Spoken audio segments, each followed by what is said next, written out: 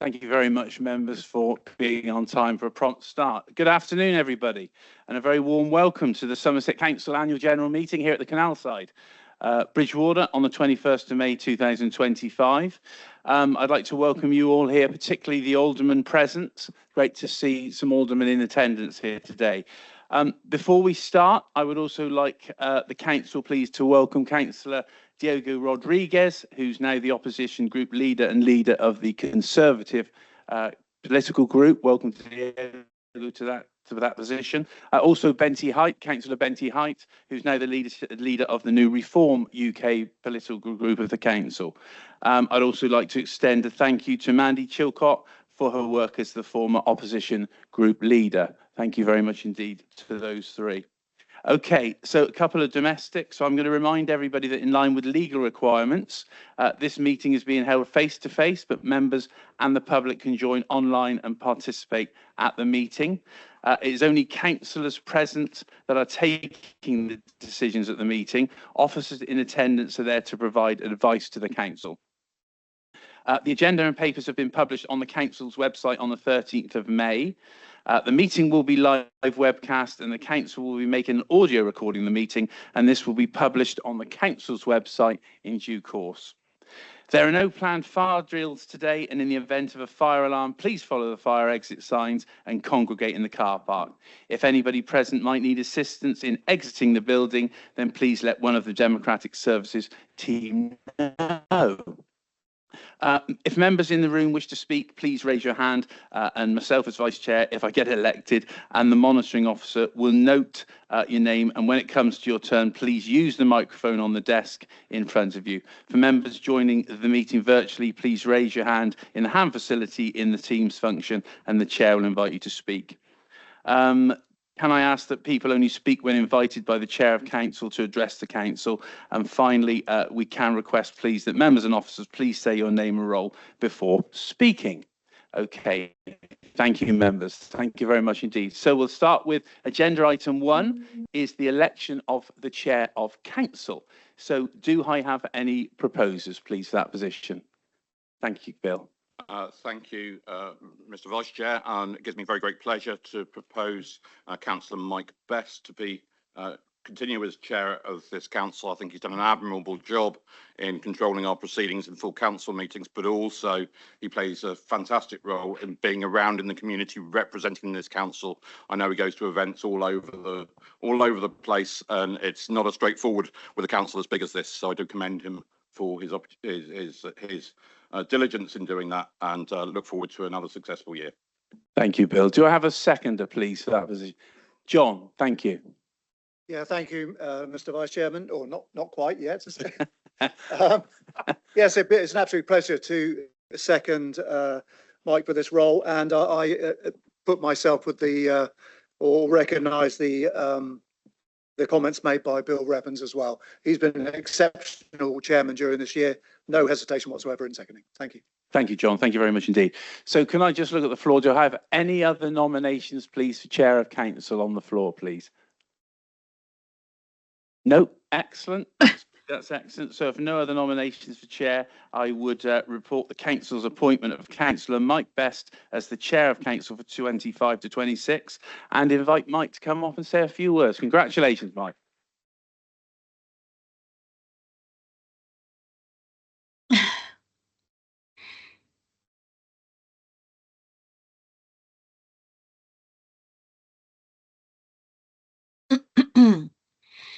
Thank you very much for those kind words from Bill and John. It's been my pleasure to serve the council over the last year. I'm certainly getting to know Somerset rather well at the moment. I now have to read the acceptance. I, Mike Best, having been elected to the office of Chair of Somerset Council, declare that I take that office upon myself and will duly and faithfully fulfil the duties in it according to the best of my judgment and abilities. And I now sign the declaration.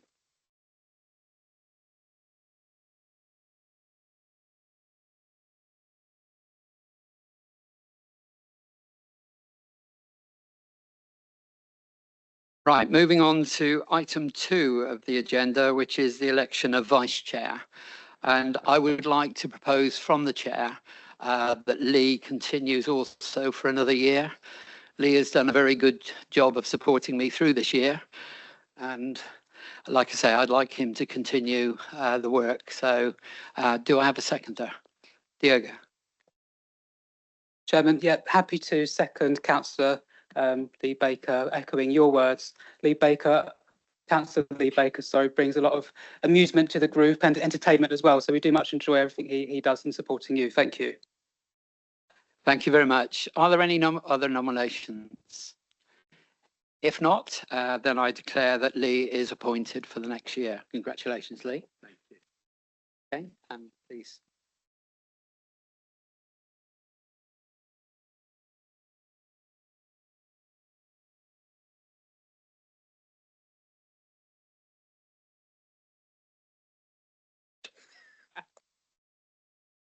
Obviously, dressing wasn't his forte.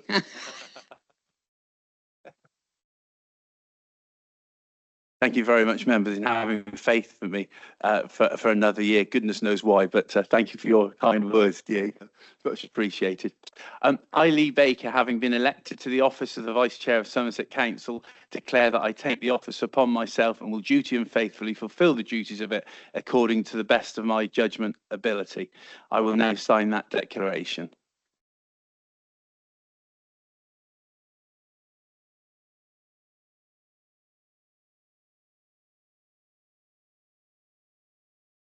Thanks, members.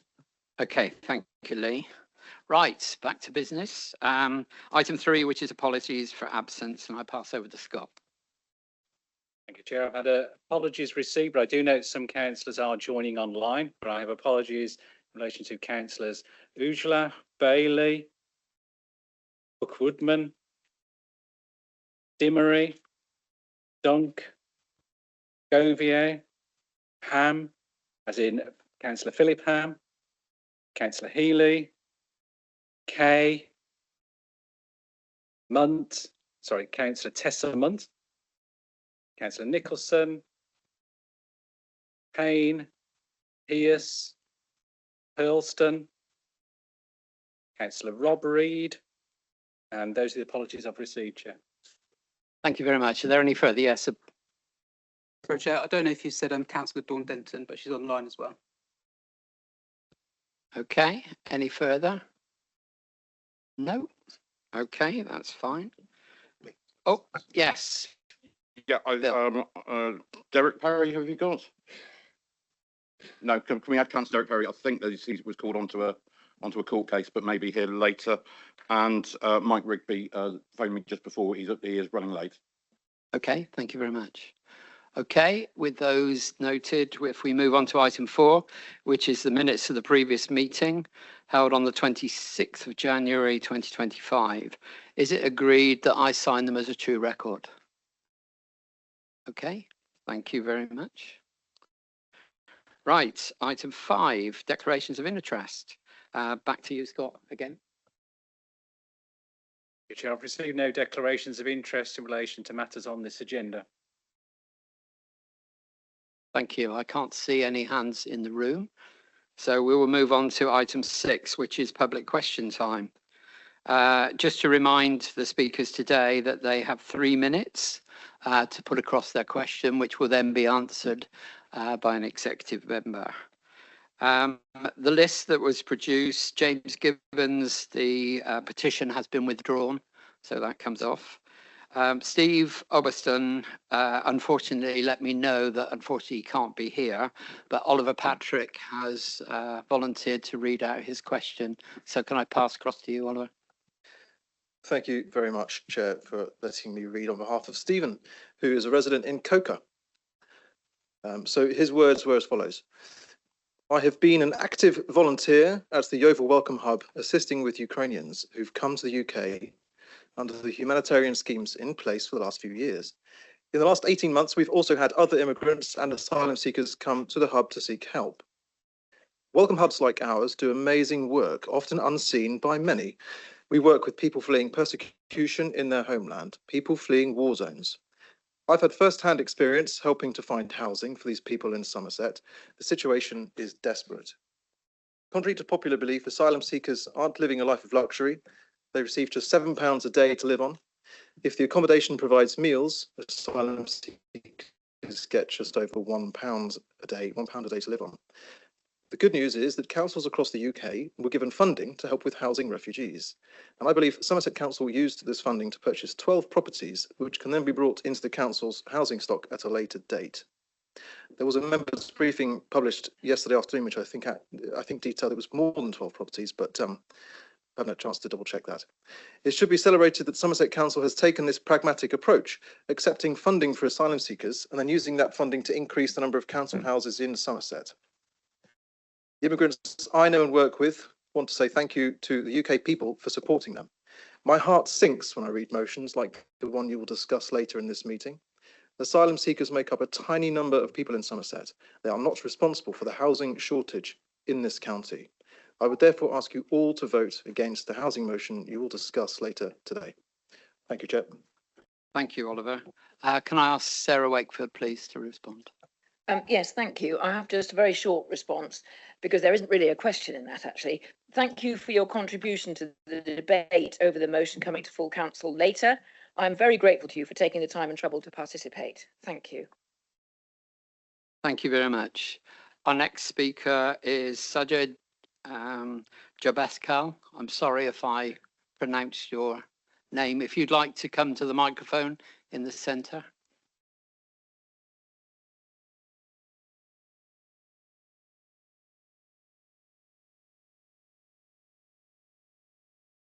Okay, you have 3 minutes. Thank you. Good afternoon, everyone. My name is Sajad, and I'm an engineer from Hinkley Point C and also a refugee from Afghanistan. I speak today not to dismiss the real housing pressure Somerset faces, but to urge caution against how this motion frames those challenges, particularly in relating to refugees and asylum seekers.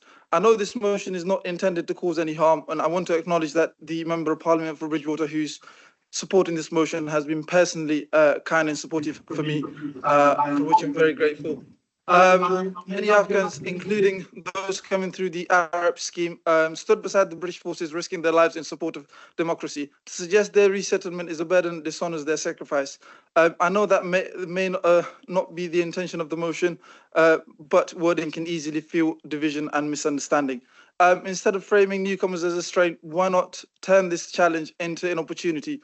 Refugees can help address job shortages, especially in public services and major projects like Hinkley Point C. I myself have studied at a Russell Group University, qualified in 6 shortage list occupation jobs, and contribute more in taxes than the average UK pre-tax income. I also volunteer 20 hours a week at a local cricket club.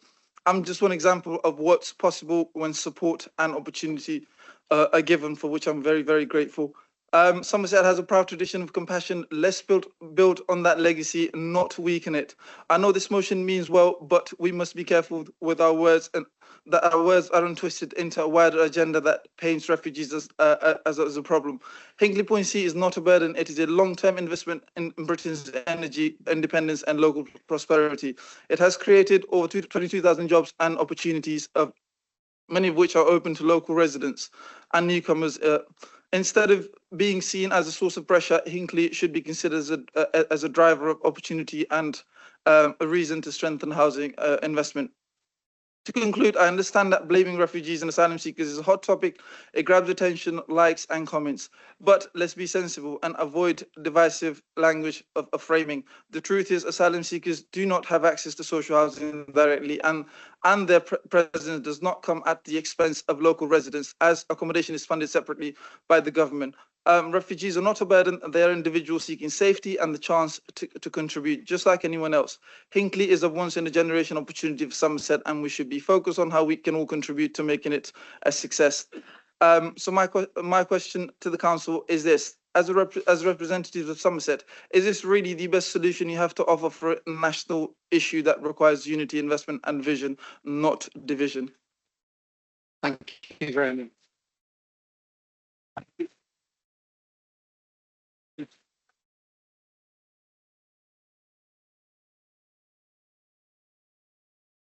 Thank you very much. Could I ask Sarah Wakefield again to reply, please?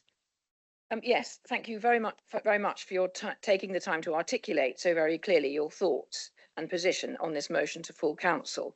The question you just asked was actually slightly different from the one I had in advance. So I'm going to answer your question and I can give you excuse me, a written reply to what you actually did ask. But you did ask in your written submission, what more can I do to ensure that my right to equality and opportunity is not seen as injustice? So I'm going to say this, you are right in your understanding that this motion frames refugees and asylum seekers as a primary cause of the strain on housing pressures felt in Somerset, along with others. The true picture is completely contrary to this. As of December 2024, refugees and people seeking asylum made up only 0.38% of the total population in Somerset. Somerset Council has a dedicated displaced persons service funded by the government, which is committed to welcoming and supporting refugees, including those arriving on the Afghan resettlement programme, individuals on the Afghan relocations and assistance policy, and the Afghan citizens resettlement scheme. We recognise the role of those arriving through the above schemes that they have played with the British Armed Forces, and the Council will continue to work with the Home Office and the Ministry of Housing, Communities and Local Government to reach the regional targets set by them, which we haven't reached yet. Equally, we will continue to work positively with the Home Office to welcome and support those seeking asylum in Somerset. We also recognise the positive contribution refugees and people seeking bring to our communities through volunteering or employment and by enriching our diversity and culture. Somerset is proud to celebrate this contribution through events such as the Together events in Bridgwater, Taunton and Yeovil, to name but a few. We wholeheartedly believe in and want to champion equality, diversity and inclusion in this our county of Somerset. And this of course includes supporting all of our residents. Thank you. Thank you very much. Okay, the next speaker is Gary Smith. Are they? No? Okay, what I'll do is just to give some more time, I will come back to give one more go. The next three speakers, as they're all linked with public transport, what I intend to do is take the three speakers one after another, and then Richard will reply. So the first speaker is David Redgewell.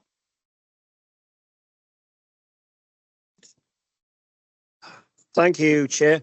So my first question really is about the bus service improvement plan and the infrastructure. I was a bit shocked in the last few days to go out with Rosa Kell and David Northey and to go around the county, especially around Taunton, and see the state of the bus shelters and the bus infrastructure.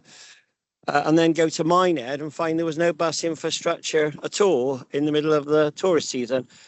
So I think what I'm trying to find out and what we're trying to find is what is the progress using the bus service improvement plan to actually repair, clean and improve the bus shelters in Taunton, Bridgwater and Wellington and Minehead, put new shelters in using some of the BSIP programme. And if those shelters are going to then be devolved with council thinking ownership to Minehead, Taunton, Wellington and Bridgwater Town Councils.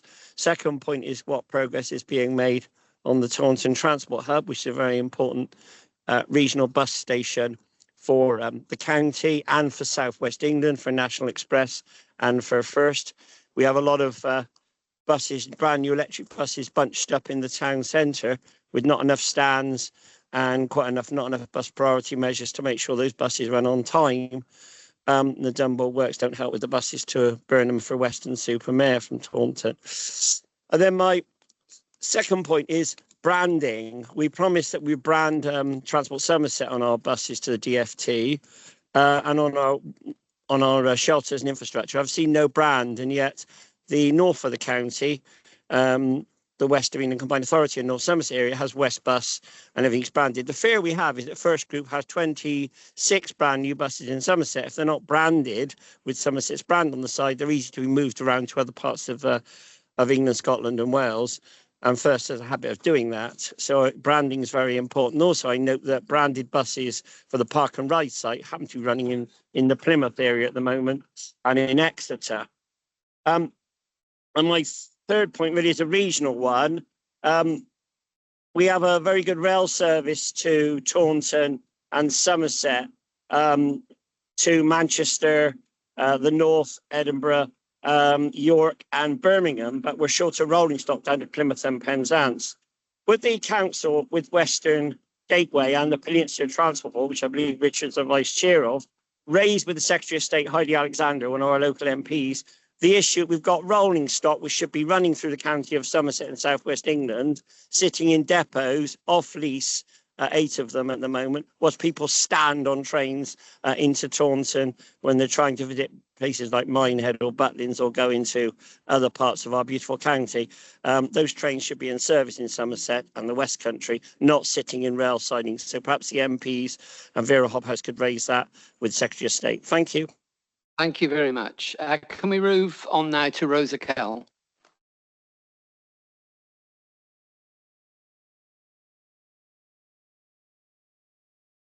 Good afternoon, Rosa, and you have 3 minutes. Thank you, Chair. My first question was really regarding the Taunton bus hub.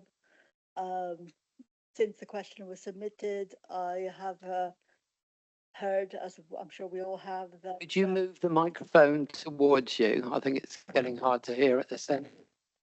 Can you hear me now?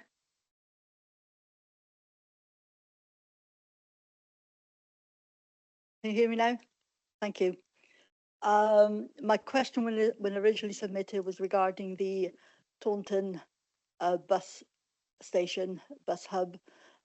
Since the question was submitted, I do know that the property has cascaded down to the town council, so I will actually withdraw that question, but would appreciate any information that Richard could give us regarding that. And I'll ask Leslie Harriet's question now as well, if I may. Yeah, please do. Forgive me, I've got to read it because I wasn't aware of it.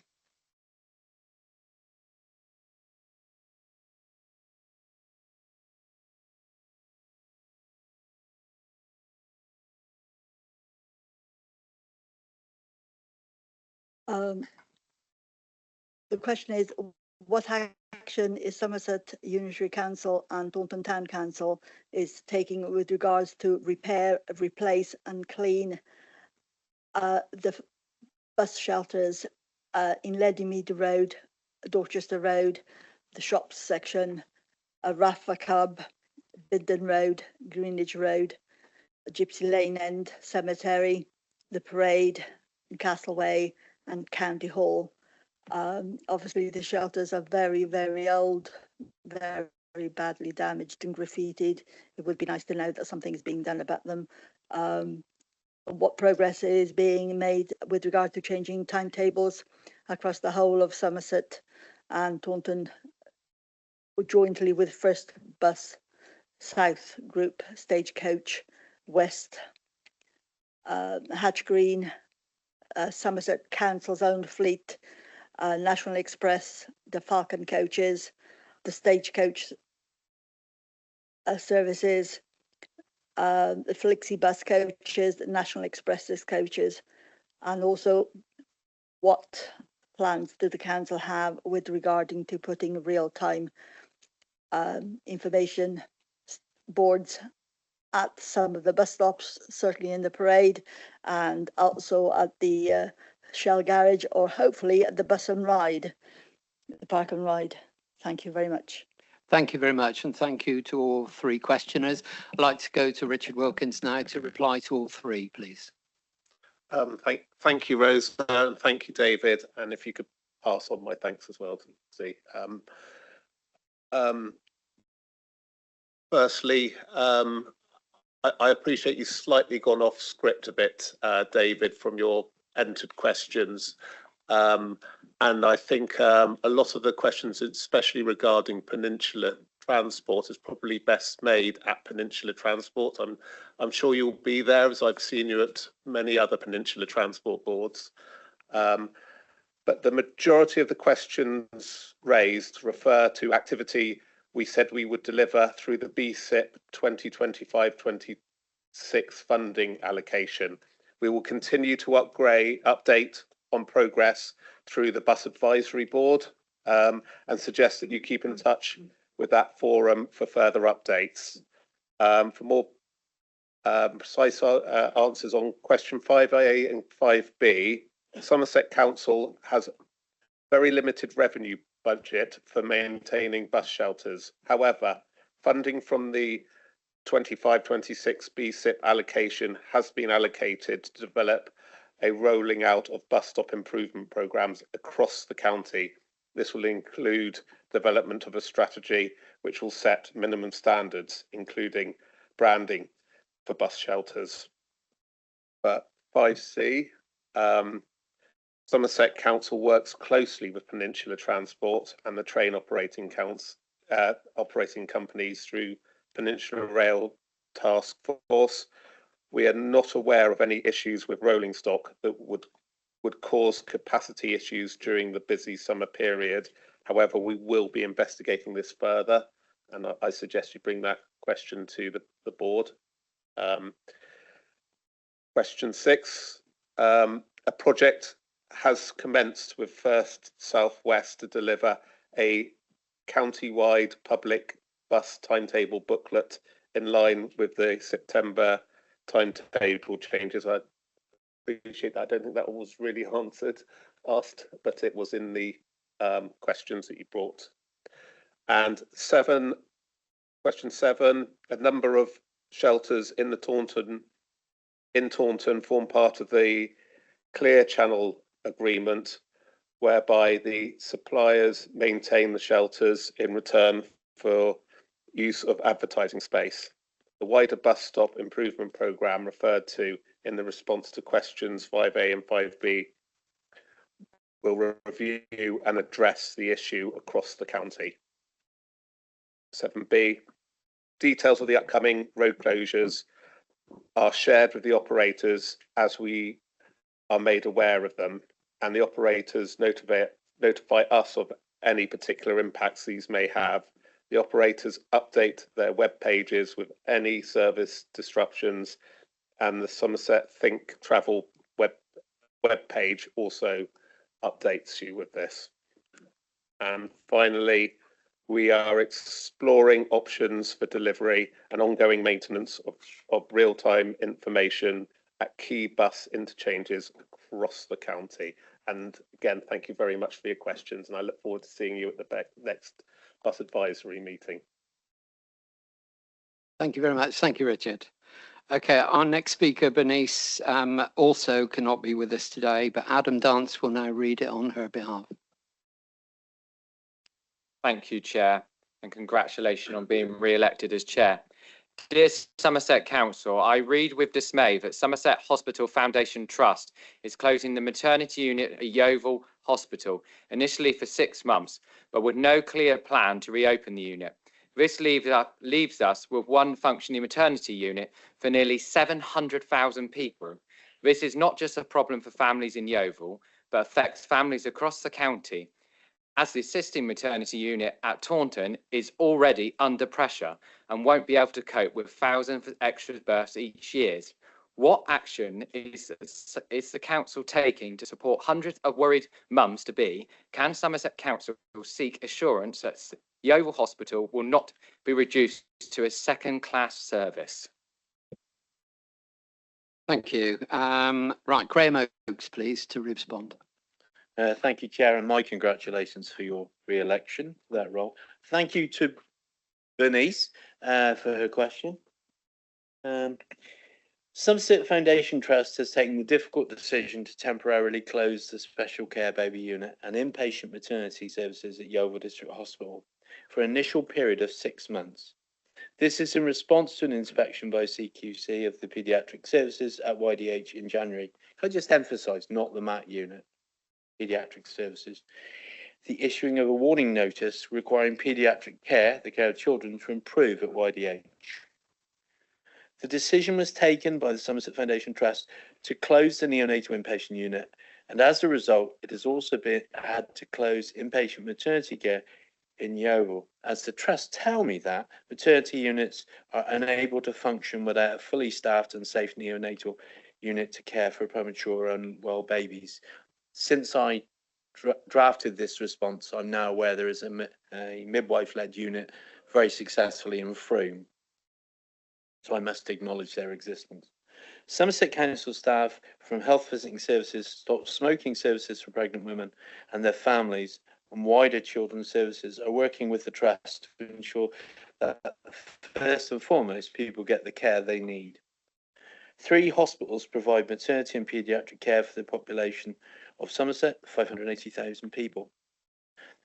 There are approximately 5,000 deliveries every year in Somerset. For those people booked to have their baby at Yeovil, an individualised plan is being made for each of those women, utilising local and neighbouring hospitals. Community midwifery, antenatal care, sonography, which is scanning, and general inpatient and community paediatric services are still open in Yeovil. Health visiting services are not affected by this decision and will continue to support women in their antenatal and postnatal period and link closely with their midwifery colleagues in Somerset and across borders in Bath and Dorset during this period to ensure families receive additional support if required. NHS Somerset is responsible for ensuring the provision of effective maternity and paediatric services for the population of Somerset. Somerset Council staff are working with NHS Somerset to ensure safe and effective services are delivered to our population both now and in the future. Also, Council, can I just say that since this answer was drafted, I've discovered that Poole Maternity Hospital has closed. That was 7 weeks ago, because there's a brand new unit being built and opened in Bournemouth. And you might think, why am I mentioning this? Well, if you live in the edge of Poole or you live in Wareham or Swanage, the mothers are far more likely to go to Dorchester. So I think we can rule Dorchester out as a venue for Yeovil mothers to go to. Thank you. Can I just give one more call out for Gary Smith to see if he's joined? If not, it seems not. Obviously, all members have got a copy of the question, but I would like to ask Federica to read out the answer, which obviously with the rest will be given in writing to the questioners. Thank you. Thank you, Chair. I'm sorry to read of the challenges that Gary is facing in relation to antisocial behaviour in their area. I know that they have been in contact with their local councillors. When people face antisocial behaviour, we do recommend that they report every incident to the police via 101, whether that is via the phone, which I know can take a long time, or alternatively through the online reporting facilities, because it's every little bit of data that helps the police to gather a picture, and then when needed they will link in directly with our antisocial behaviour team so that we can look to assist on that. In relation to Gary directly, we can reach out again and offer a discussion with our team here, but it's really important for councillors to be aware that if we can guide people to use the reporting facility to the police, and I do mean every incident, rather one log is not enough. It helps build up that generic picture for the police and then us to take action as we need to. Thank you very much, Federica, and thank you very much all those that put in questions, and that completes this section. Moving on to agenda 7, which is the Chair's announcements. As with so many times, we have to start this reflecting on councillors from our past that have passed away since our last meeting, and we have 3 of those today. Our first is Gina Seaton, former district councillor. Gina passed away on the 28th of March after a period of illness. Gina served as a councillor for South Somerset District Council from 2011 to 2023, representing the Coker ward and serving on the Area South Planning Committee, amongst other roles. She was also a parish councillor in West Coker for more than 40 years. She will be much missed by all that knew her and will be remembered for her years of service to the community in South Somerset. Our next is Denise Webber. Denise passed away on the 23rd of March. Denise was passionate about Taunton, and in particular the area around her home in Cheddar-on-Fitz-Payne, and a strong supporter of farming causes. Denise was a district councillor on Taunton Deane Borough Council until 2019, and was also the chairman of Cheddar-on-Fitz-Payne Parish Council until her retirement in 2021. Finally, we have Paul Escott, formerly a borough councillor in Taunton, passed away unexpectedly on Sunday, the 13th of April, aged 74. Paul was first elected to Taunton Deane Borough Council in 1995 and represented the Taunton Fairwater ward until 2001. His funeral is today, and as a mark of respect, as well as the other names that I've written out, the flags will be flying at half-mast on council buildings. Could I ask you now to join me in standing for a moment of reflection?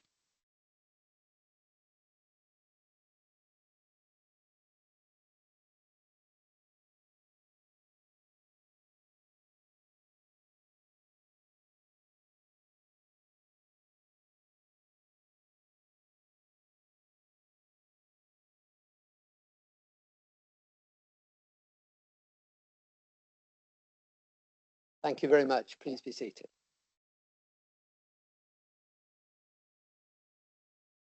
Obviously, our thoughts are with the families of those that I've said. I have various councillors that wish to speak. Firstly, regarding Gina Seaton, Martin Whale, please. Thank you, Chairman. Gina's passing was not only a great loss for Clive and her family, but also for all of us who are involved in local democracy in South Somerset. Gina was as we've heard, a West Coker parish councillor for 40 years. There's a term, eh? And SSD councillor for the Coker ward. She was passionate and tenacious in her representation of her ward to try and preserve the heritage and character of her area, particularly in relation to the local plan and efforts it would have on her patch. Mike Lewis and I, as leaders of the opposition in South Somerset, spent many hours of discussion with Gina, and she had always carefully researched and prepared her material. Also, many local members would be forever grateful for the monitoring and help that she gave to them in their starting up as councillors on SSDC. She was an example of what we should all be aspiring to, which is the voice of the local community. And even when that might not have been the advice she was receiving, she always stuck to that principle. A lovely lady and a great loss. Thank you, Martin. Nicola. Thank you, Chair. I was fortunate enough to serve with Gina on the Coker ward at South Somerset District Council, and I just really, funnily enough, Martin, I'd also written down tenacity. She went above and beyond for her community, and all her hard work was certainly very much appreciated by all who knew her. As Martin said, she will be missed, and my thoughts are with Clive, her family, and her friends. Thank you very much. Moving on to oh, sorry, Mike Hewitson. Thanks, Chair. So Gina was a very hard act to follow. Both Councillor Patrick and I represent Coker division, which contains part of Gina's old district ward. One of the things that I would like to say is that Gina was an incredible community champion. She was very apolitical. She would always give her help and advice to any who sought it, regardless of political affiliation. She did politics with a small p, and I think that's something that the communities that she looked after all appreciated. During my time, I would like to say that Gina, and indeed Clive as her assistant councillor and bag carrier, he was very capable companion to Gina, but he always looked a little bit odd carrying Gina's handbag into to council meetings. I think he probably misses the handbag a lot these days, but I know he will miss Gina even more. I would like to pass my condolences to Clive and to all of her friends and colleagues. She was a great person and somebody that will be greatly missed by the community and personally. So thank you. Thank you, Mike. Yes, Sue. Thank you, Chairman. Gina came on to South Somerset at about the same time as I do. I think we were both newbies in 2011. But one of the things I do remember Gina for was for her immense kindness, particularly to other members and particularly to newer members coming along, who she seemed to, certainly on our side, take under her wing. And that support was enormously valued.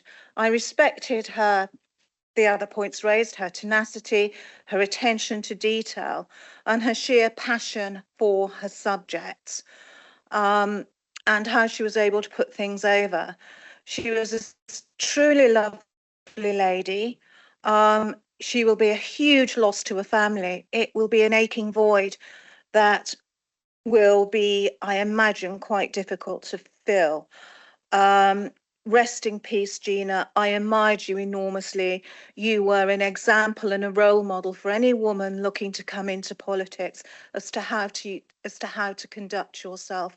And goodness knows we are very short at times of really good, particularly women role models. So God bless you, Gina. Rest in peace. Thank you, Sue. Moving on to Denise, Norman Cavill would like to speak. Thank you, Mr. Chairman. Denise Gillian Webber, born 3rd of March 1944, and born into an Exmoor farming family. And it was at that family that she grew up, strong, true, and free, roaming over the fields. And those merits shone through Denise's character all her life. I first of all got to know Denise when she was a parish council, a new parish councillor on Cheddar Fitzpaine Parish Council. And then in 2006, I asked if she'd be a running mate with me to represent West Monkton and Cheddar. And she stood and got in 2007 and continued to serve for 12 years. When she first of all was elected, I hadn't fully appreciated what a dynamo that she was. She was not one to spend too long chatting. She preferred getting up, getting rid of the nonsense and getting on with it. On Taunton Deane, she was particularly involved with community and corporate governance committees. Typical of her, caring for people and doing what she thought was doing it properly and in the manner that was wanted.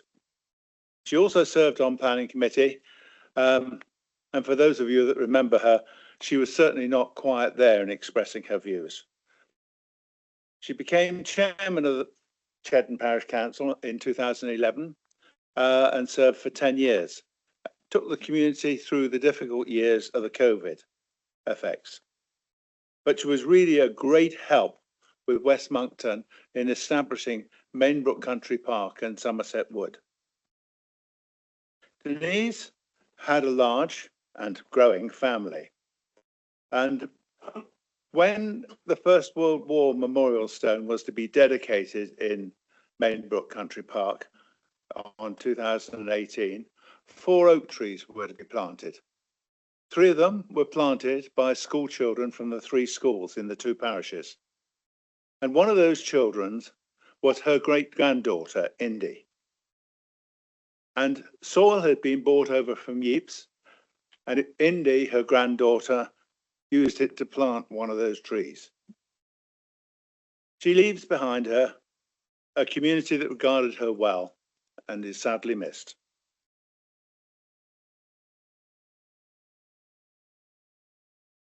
Is there anybody else that wishes to add to those comments? If not, if we now move on to Paul and Simon Coles. Thank you, Chair. Yes, I had the privilege of knowing Paul and working with him in the late 1990s. when he was a councillor and I was not. And I always found Paul to be extremely well informed, extremely well embedded in his community, and had his finger on the pulse of everything that was going on locally. And he was of great assistance to me when I started considering becoming a councillor. For better or worse, he encouraged me to do so. And I finally achieved that ambition in 2005. But I would not have been able to do it without Paul's help and assistance and understanding of what a councillor actually does rather than what people perceive a councillor might do. And Paul was very well liked, respected and firmly embedded in his community. He will be sadly missed by all his friends and family. And rest in peace, Paul. Thank you. Does anyone else wish to comment? If not, continuing, you've all seen the summary of the key visits carried by myself and the Vice Chairman, which now have grown in significance with the amount of changeover of councils. One of the visits isn't on the list, which I'd like to just expand on now. Last Thursday, I travelled to London to attend the Ukrainian embassy and met with the ambassador and the first secretary. And we had a link with Ukraine and signed an understanding with a region of Ukraine called Vinnytsia. You should have hopefully now all seen a document which underlines Vinnytsia and what the region has. It's very similar to Somerset in agriculture, but this all started last April, April 2024, when this council passed a resolution to support Ukraine. And I was instructed right to the Prime Minister of the day, which is Rishi Sunak at that time, which I did. He passed the letter to the Ukrainian ambassador and the ambassador sent it to Kyiv. We then received communication from Kyiv that they were setting up links with regions in Somerset to combine with regions in Ukraine. Cornwall, Kent, Derbyshire, and there's one other that I can't remember, but there are various regions that have already signed the agreement, as well as some of the towns which have linked in with the cities, and I know Bath is linked with one of the cities in Ukraine. The signing of the agreement really is to provide a conduit between Somerset and the Ukrainian region. They're interested in cooperation and discussions in education, science and technology, agriculture, food and drink, arts and culture, as well as many other things. And the one of the things that we discovered was that cider obviously is attributed to Somerset, and Ukraine has a national drink which is apple-based as well as the ladies of Ukraine have a very, very good cheese industry, and obviously Somerset cheddar is one. So this agreement was to start dialogue between companies and organisations within Somerset to have dialogues within the region of Ukraine. So I thought I would just add that to the list. I think as it is, you know, poignant to especially one of the questions that comes later. Okay, if we move on now to agenda item 8, which is anti-fraud and corruption policies review, and I'll pass over to Liz Lation. Thank you very much, Chair, and my congratulations too. This suite of papers has already passed through Audit Committee and Executive, as is shown on the papers in front of you, and so I will be brief in my introduction today.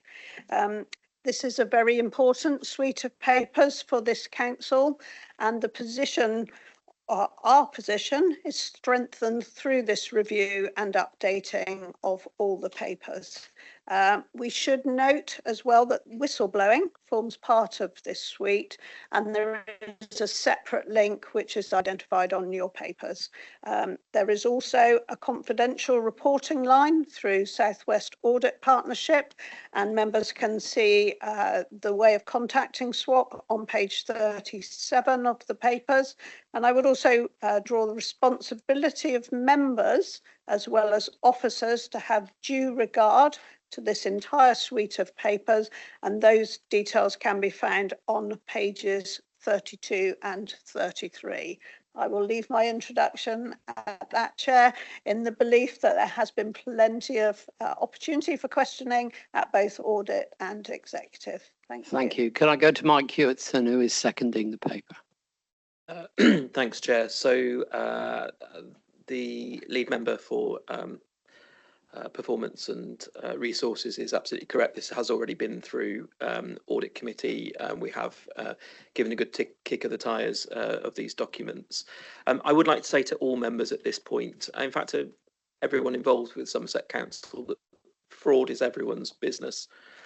If any member of the council, any employee or any member of the public has any concerns over fraud and fraud and misconduct in that sense, I encourage them to report through SWAP confidentially. That's all I'd like to say at this point, Chair. Okay, thank you. Throwing it open for any questions. Yes, Diogo. Thanks, Chair. It has gone through audit. I've heard a lot about this already. It's not too many questions. Just one that popped out to me, please, on page 89, on the action plan. There are a few statuses on there with outstanding actions that were due for completion in March and April. I'm just conscious that we're now in May, and whether or not those have been completed or there's an update. Because if we're noting them, it's just a bit odd that we're noting expired, perhaps, or very overdue actions, but appreciate the timeline of between meetings, etc. So any update on that, please, Councillor Lation. Liz Lation. Thank you, Chair. We have risk papers at audit tomorrow as well, and moving all our strategic risks forward and putting everything onto IdeaGen. I'm now sitting in more and more formal and informal meetings where we discuss risks going onto IdeaGen. The Gravity Subcommittee yesterday was another one. I cannot wait, Chair, for the day when all of our risks are on the one software program, IdeaGen. We have the risk matrix revised to be approved by audit as well tomorrow, or endorsed. This has been a journey on risk, certainly, and we have been on some journey as a council. So I completely acknowledge that when papers are written and they go through multiple committees before they come to full council, by the time they get to full council, those papers could be rewritten and updated. But I think we all have enough work to do. I certainly think we can ask through audit, if that's probably the right place to be asking, for an update on all of those actions for the next audit meeting. Perhaps that's something we bring up tomorrow at the audit committee. Thank you. Thank you. Any further questions?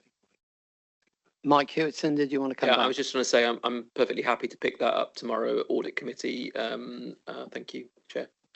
Thank you. If there's no further questions, the recommendations on page 25 have been proposed and seconded. Could I have a show of hands, please? All those in favour? Any against? Any abstentions? Okay, that's carried. Thank you very much. Move on to agenda item 9, which is appointments to committees, internal and outside boards, panels and calendar of meetings, which may sound easy, but I know is a complete nightmare to try and put together. And I'll hand back to Liz. Well done. Thank you, Chair. If there were a specialist subject that is outside bodies, I think that would be my pick. I should start with thanking all the group leaders who have contributed to this process, as they do for every annual meeting of this council. I also need to thank Scott Wooldridge, who would be the team leader if we were on an outside bodies and partnerships quiz team, and also Claire Dickin from the Democratic Services. So you see this at annual meeting. We have monthly meetings where we go through changes, and we are working on that list, particularly of outside bodies. So where our committees remain the same, though there are some changes. Those 4 chairs and vice chairs of committees come to council today, and they always need to come to council for any changes. Between council meetings, we have the ability to have delegated decision papers. So if any member of any group today feels that they need to come forward with any proposed changes, anybody's circumstances change, then we are able to deal with that between meetings. For all of the outside bodies on today's paper, for those of you who have your name as a Somerset Council representative, be warned, we are going to be coming to all of you during this calendar year, asking you to report on that outside body, what your position is there, what the work is of the outside body, how often you meet, and what you are able to bring back to all of your councillor colleagues. That will be a significant piece of work. You may notice that some of the outside bodies you saw this time last year have actually now come off the list because they have not met since vesting day. We are continuing to work through outside bodies and partnership bodies to make sure that we're as up to date as possible.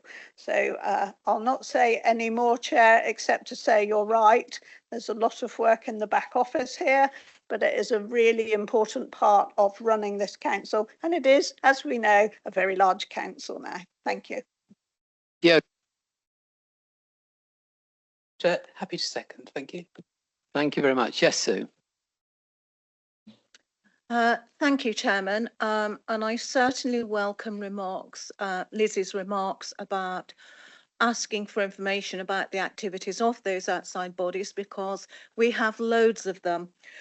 But one of the things I was going to ask, and will still, is it worth actually having a task and finish type review of all these outside bodies as to whether we still need, say, for example, more than one councillor on some of them? If there's officers attending, do you need officers and councillors?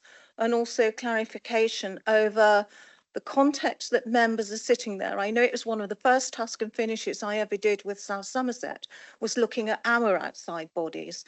And certainly one of the things we picked up is the issue where members were appointed, but they also had a trustee role, and the possibility of, if things went wrong, where that would leave a councillor. So it might be a useful piece of work to do, following on from the work you've described, to actually look at perhaps having a good review of those outside bodies and whether we still need to have a presence on them. Thank you. Thank you. Do you want to reply? If I may, Chair, thank you. I think once we've gathered in the information, I think that would be a really helpful approach. And I would ask everyone in this chamber to make sure that you do respond when we ask you about those outside bodies and partnerships that you sit on. I'm very, very willing to consider that approach once we have the information in. Thank you. Bill. Thank you, Chair, and just take the opportunity to congratulate you on your reappointment and to the Vice Chair as well. I want to take this opportunity to thank all of those that Liz Lation has thanked, but also to thank Liz as well for the thunderously hard piece of work that it is putting together this. It does take someone of forensic ability, which is why I don't do it. I also just want to take this opportunity just to say thank you to Mandy Chilcott for her role as Leader of the Opposition over the last year, and also her role as Deputy Leader of the Opposition and Deputy Leader of Somerset County Council before that. Mandy has been an outstanding member of this council, has an absolute, similarly forensic attitude and a conscientious approach to being a councillor, and I just wanted to pay tribute to her as in her role as being Leader of the Opposition, and also to thank Soraya, Faye and Andy for their contributions as opposition spokespeople as well. Good councils need good oppositions, and we do thank you for everything that you contribute. Could I just reiterate one point on this? I do thank all group leaders for their cooperation on putting this together. Point 3, and correct me if I'm wrong, but I understand that this has to be a unanimous vote of council because we are departing from political proportionality in order to achieve area balance on our planning committees and also on the standards committee as well. And it's really important that we secure that for this council. It's only right and proper that where we possibly can, and we have local members' input into decisions like planning. And I very much hope that all members of council will be able to continue with that arrangement, which has served us well. Can I go to Lee Redmond, then back to Diogo? Thank you, Chair. I was going to mention some of the points that Councillor Evans made there. So, but thank you, Bill. I support your comments. It's all, and I support Councillor Lashon's comments in relation to the work the officers have done and herself in this. And again, the cross-party support is important. But forgive me, just a bit of to monopolise the point because I can't find a way to get it in otherwise. Liz, could you agree with me that the ability we have as in the council to substitute for meetings is one that's both beneficial for all members? It gives them an opportunity to both learn and understand how scrutiny committees and other committees work. One of the things that I'd like to say as one of the chairs of one of the scrutiny committees, it's important that we remember the ability to sub is something that we should be valued because it gives all members of council, 110 of us, the opportunity to learn and understand the process of council. It's very hard for some people to realise that 80–90% of the decisions of council are taken by a handful of people by delegated decision making, and in a lot of cases scrutiny is the way that you can actually affect and try and influence some of those decisions as they go through. And I would just ask that if we're happy to chair and Councillor Lashon, you support the fact that we remind everyone about this, the ability to substitute onto committees, and ask that it's used at every opportunity. Did you want to comment, Liz? Or? To say that I agree, Chair, that actually that ability to substitute, of course, on some of our committees, it's essential that substitutes are correctly trained, particularly on planning. And so it's really important that we acknowledge that too. But scrutiny is where you learn a huge amount about the council. I cannot imagine coming into a large council without any previous experience. I did that myself, and I know how much of my learning was done at scrutiny.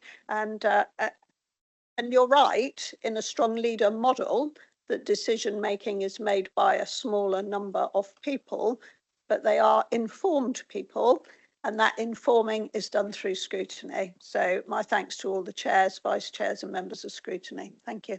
Thank you, Diogo. Thank you, Chair. Just two quick things.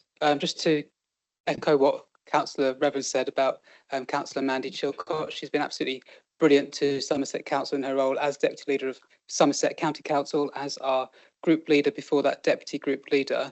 And I know she's going to have a lot of fun time enjoying her family time, which is what she wants to be doing, and we respect that. But I do know that Mandy will carry on with her forensic approach, sitting on the backbenches, so to speak, as well. But my one question just to Liz on the point she made about outside bodies, just scrolling through, I note there's about 12 pages of outside bodies. And so I'm just wondering, practically, how are members going to report back? Is that going to be through officers? If so, then do we have officer capacity to provide that report back in the way that we have report backs on the scrutiny committees, etc.? Because there are quite a number of outside bodies. So really just a question around capacity to be able to do that. Yes, Liz. Yes, certainly. Our quiz team captain, Scott Wooldridge, will be in charge. I will be backing up our prefect, Claire Dickin, and we will use a short survey, but we will require members who are all named on this appendix to actually contribute. And if they don't contribute willingly, I'll be after them. Okay, thank you. I can't see any more hands, so the recommendation on pages 95 and 96 have been put. Please, can I have a show of hands? All those in favour? Any against? And any abstentions? Okay, that's carried unanimously. We move on to agenda item 10, which is review of the Council's constitution. Ross Henley.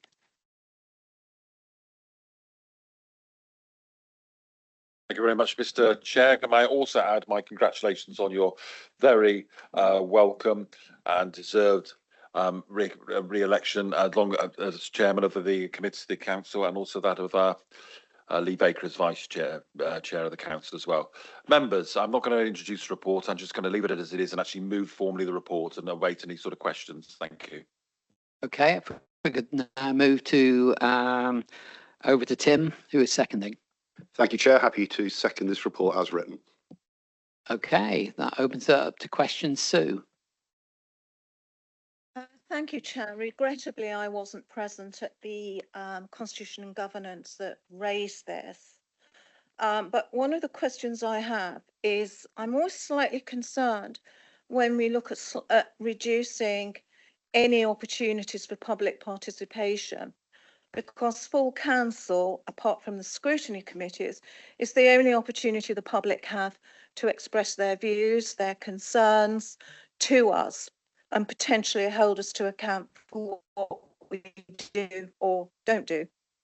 And what I would like assurance on is that when you have things coming to council that are difficult and or contentious, that the chairman will be able to and will exercise discretion to, if necessary, allow more speakers or even to extend the time slightly.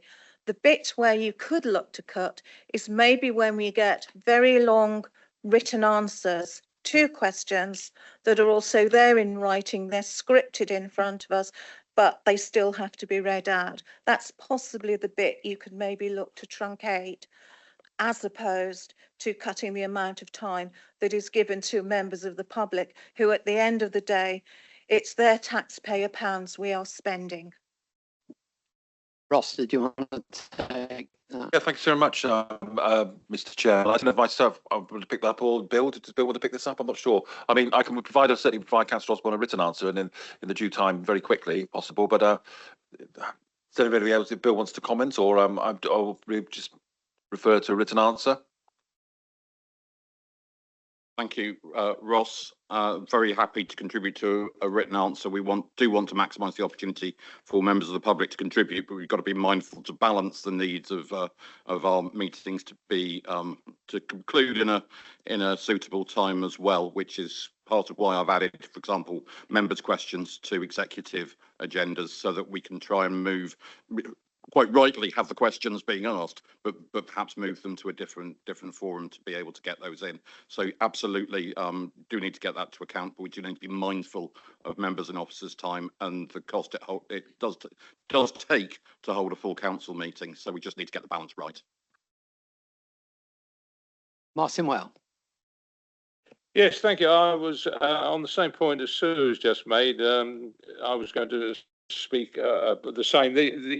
The main point for me is the loss of for public democracy, really, in cutting down the speakers. And she's quite right. And I think we would all probably agree that a précis answer, with the full answer given both to the questioner and to the public and councillors, would cut down the time exactly the same as we would do with 6 speakers and long read answers. So I think Sue is right in suggesting that we stick to 9, but use the time, public question time, for not long answers from portfolio holders, but for a précis answer, and then the full answer to be sent out as it is already. Thank you.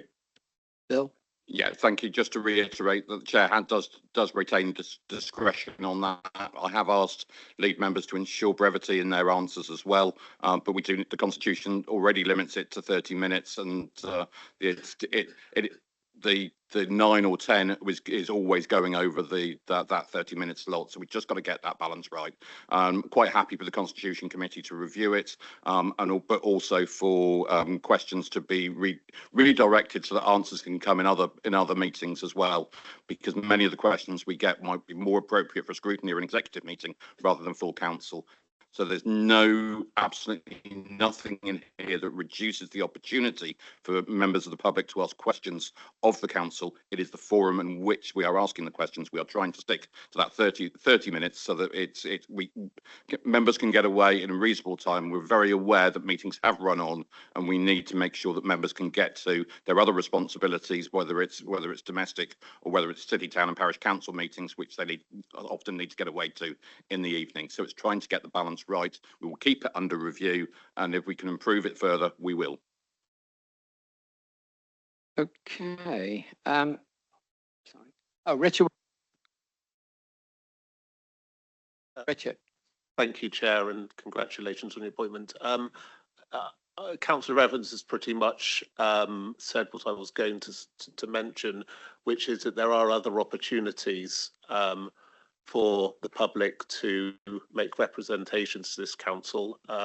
Indeed, I think I mentioned the Bus Advisory Board to the questioners I had today as one place in which they do indeed ask me questions, and I apologise if my answers weren't succinct enough earlier. Purbrick. Thank you, Chair. I'd like to reiterate what Sue and Martin have said. I think it is concerning, the idea of reducing the numbers. Councillor Evans talked about 10 questions and that being too many. My understanding is currently the Constitution says 8 and we're trying to reduce it to 6. My question is, one, how do we pick which 6? Is it the people who get in first because they're the fastest readers or have the time to get there first, or is there a lottery? How do people get that access to democracy? And also on the subject of taking those questions to other meetings, my understanding, and correct me if I've missed that and we're changing the Constitution on this, is that in executive and scrutiny meetings, we ask people to limit the questions to things that are on that agenda rather than to just general questions which they can approach full council with. So I'd just like some reassurance that our members of the public will have somewhere to go, that it won't be a case of fastest finger first. And also would reiterate, I'd love to see a time limit on the responses because I think they are often much longer than the questions and we need to give our public their full voice. Thank you. Bill, did you want to come back? Yeah, I'm more than happy to give a time limit to any and all members of my executive in terms of speaking at all opportunities. The point is well made, and I think it falls down to chair's discretion as to whether the chair needs to manage the meeting in a fair way to allow people to have that, to get the answers that they need. Certainly, my intention is to, in terms of executive and public questions and member questions, is to interpret that in the broadest sense, and I would encourage other chairs to do so as well. If this is something new, Faye, you can come back. Just to come back, may I suggest, as there seems to be a violent agreement between everybody, that we actually make an amendment to remove the clause that refers to section 1.0, where it says amend 8 speakers to 6. If we're saying we're happy and it's going to be 30 minutes anyway, why make it look like we're reducing it? So I'd like to propose that amendment if I can, Chair.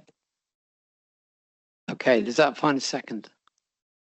Sue, if you've got your hand up, is that why you've got your hand up? Faye's beaten me to it because I wasn't sure how necessarily to proceed with this. Do we just go for a straight amendment of that part, particularly with a view that it comes back to Constitution and Governance for review, bearing in mind the issues that have been raised? Otherwise, I'm happy to second Councillor Purbrick's amendment to the recommendation. Diogo, did you want to add something? Yeah, Chair, just I support Councillor Purbrick and proposal and the seconding by Sue. I think most of the changes in here is quite agreeable. I do think it's just that one, which is a sticking point, that could be amended quite sensibly, I think. It allow the amendment says a maximum of 6. The original one says a maximum of 8. It's still chair's discretion. I suspect that if he feels that 8 is too many for that particular meeting, depending on how much is on the agenda, he may wish to bring it down to 7 or 6, but it's allowing that maximum of 8, which I think is still a sensible thing, and also removes the risk of the public thinking that we're removing that public participation element. Okay, can I go back to Ross? So obviously this is the report that's put back by yourself and your thoughts on the amendment put forward. To be honest with you, this has been thought through and discussed with lead members and officers, and I can hear what the opposition members are saying, but they're still allowing the up to 30 minutes for questions. And I think if we do go down to maximum 6 speakers, it allows greater clarity. And I think, I would like to try, if possible, to keep it at 6 speakers, and let's see how that goes and then review the situation. I think there has come a time when I think it's quite right that we have reviewed the Constitution and looked at the way full council particularly has run. The meetings have gone on an inordinate amount of time. We've had members leave because they got other commitments at the end of the day. I think it's quite a minor change, and I think I stand corrected if we, in 6 months, a year's time, we find this is inhibited public debate or discussion. But I think in the short term, I think it's well worth trying. So I'd like to propose actually keep the original recommendation, please. Thanks. Okay, in that case then, Faye, are you putting forward this amendment? Can you say again the amendment you wish to, so we're all clear? Thank you, Chair. So I would just like to amend in part B on page, can I get the page number? Page 141, to remove the words and amend 8 speakers to 6. So it purely says section 1.10 to allow 30 minutes for public question time, remove those lines and amend 8 speakers to 6. I think to be seen to be publicly taking away the ability for people to speak when the 30 minutes is there anyway just seems like a reduction in democracy. Thank you. Okay, who is going to second that officially? Sue, is that okay? Well, there has been an amendment put forward which we have to vote on as it's an official. Hang on. Yes. A point of information, if I may. It's just quite understand actually where these amendments have come from. I've quickly looked at the report. I had read it before, but I've realised I've not understood it. It's mentioned that there's working groups that these amendments have come from. Did they also go through the Constitution and Governance Committee before they came to council? Could that be clarified? Yeah, can we go back to Ross again? So I was being distracted. I'm discussing this issue with members along the back row here. Could get a paraphrase of what Dave actually suggested. I do apologise, Dave. You want the amendments came from? Yeah. Yes, Ross. It was just checking that we've understood that there's been working groups that put forward these amendments. Can you confirm that they also went through the Constitution and Governance Committee too? Can I ask for clarification quickly from Scott Waldridge on this one, please? Thanks. Scott. Again, hopefully it's Yes. clear that this is the report of the Constitution and Governance Committee. So all of the proposals before you do so under the recommendation of the Constitution and Governance Committee to this council. Does that clarify? Okay. Does anyone wish to comment before we vote on the proposed amendment? Yes, Liz. But Chair, as we were talking about questions coming to more appropriate committees at times, this rather begs the question why this question is at full council today, not at Constitution and Governance where it belonged. Thank you. Yeah, I take your point, but an official amendment has been proposed and seconded, which we need to vote on. So, yeah, would you like to sum up, Faye, or are you happy to continue with the vote? I think we probably spent lots of time talking about this and I'm quite happy to move my motion and see what happens. Thank you. Okay, the motion has been put. Can I see a show of hands, all those in favour?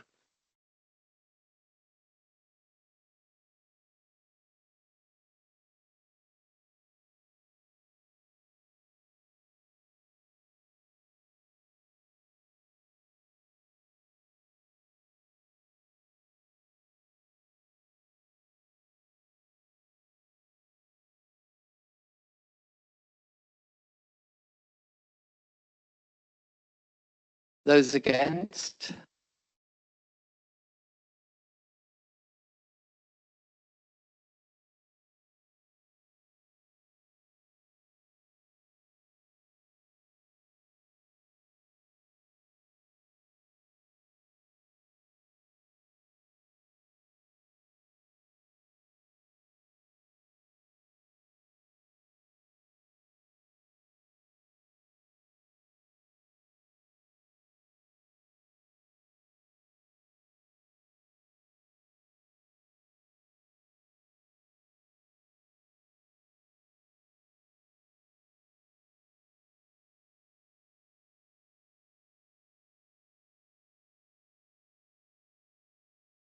Any abstentions?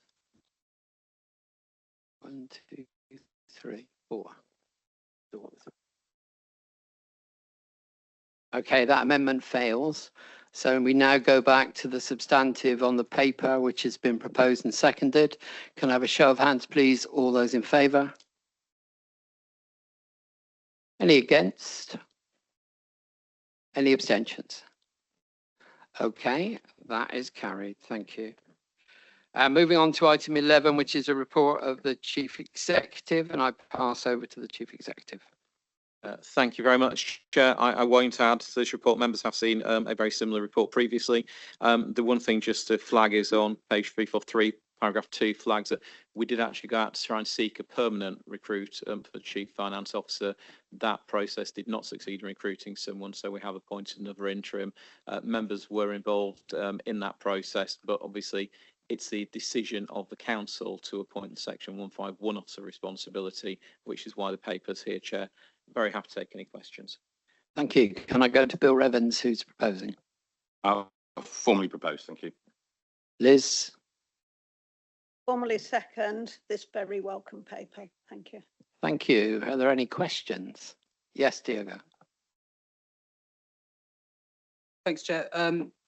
Well, I sat on the interview panel, confidence in the interim CFO, so no issue with that. But just a couple of questions, comments and questions from me on it, and particularly in regard to the financial. Just go to the right page. I think it's page 345. Yeah, the financial and risk implications to this decision. It's obviously, as the Chief Executive has noted, we failed to recruit a permanent CFO when we went out there. So we appointed a very good interim to replace the interim. Now we've got another interim coming in. Now, when we had the interim with Maria, Councillor Chilcott and I recall being told that the process to restart recruiting for a permanent CFO would be starting quite imminently back in September, October time. But what we see in the papers is that the recruitment of a permanent CFO didn't actually start till January, didn't go out till January. That's what's in these papers. January and February was advertised. Anyone in a high level position of that sort, I would imagine, would be required to give 3 months notice to leave their position to move on to another. Never mind the length of the interview process, etc., which in itself is quite a lot of time. So my view is, having gone out to recruit in January, we were never going to have, or it was very unlikely to have, a permanent CFO in place to start in the new financial year. And what we see as a result of that delayed recruitment process, in my view, is the cost to the organisation in that financial risk. And the cost on there is 120,000 over what was budgeted for the CFO. And that's the cost of not getting on with the recruitment process when we, Councillor Chilcott and I, were told it was going to start. So my question, therefore, is, once we have the new interim CFO in place, when or what month are we going to start recruiting for a permanent CFO so we don't find ourselves in the same position again? And just some clarity on where that £120,000 is being funded from. I was just a bit confused that in the paper it said that that was coming from the capitalisation directive, but I just assumed that the capitalisation directive was probably already kind of going to certain things and not something new. But that, if that could be clarified, that would be most useful. Thank you. Duncan. Thank you, and thank you for that question. So just on the first part, the process did start fairly immediately after the appointment for the recruitment of the permanent role. Obviously, the process starting is not the same as the date the advert goes out. Costs a significant amount of work to do in terms of working with people about the placement, the strategy, getting the job description, the evaluation, etc. sorted out. I couldn't give you a precise date, I'm afraid, but to be able to go out to advert in January, well, actually, we were able to go out in December, but I would assume we started that in October without knowing that for certain. In terms of the actual process, part of that process is engaging with the market through the consultancy we use. And that's also looking at who else is out and what else is going on in the market. We were able to get out from memory before Christmas, though the interviews would have been over but just after the Christmas holiday, effectively. So you are right, we would have been slightly later than March if it had been someone on 3 months' notice. But on a regular basis, we do have conversations where people aren't held to notice. We do have conversations where people who are not working because they're in interim roles, for example, want to come in.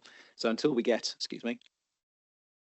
until we get candidates who want to speak to, you can't guarantee the start date in that sense.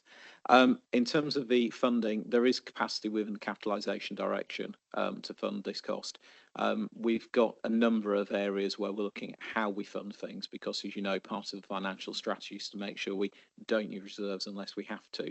So part of this conversation is about actually what's flexible use of capital receipts transformation, what's part of the capitalisation direction and so on. So I'm told by finance colleagues there is capacity in the capitalisation direction to fund this, but I'm afraid I can't give you any further detail on that right now. Thank you. Any further questions? Unless the proposer and seconder wish to add, we'll move to the vote. So can I have a show of hands? All those in favour? Any against? And any abstentions? Okay, that's carried. Moving on to item 12, which is the motion Housing Pressures in Somerset. I go over to Lucy Trimnall to present the motion.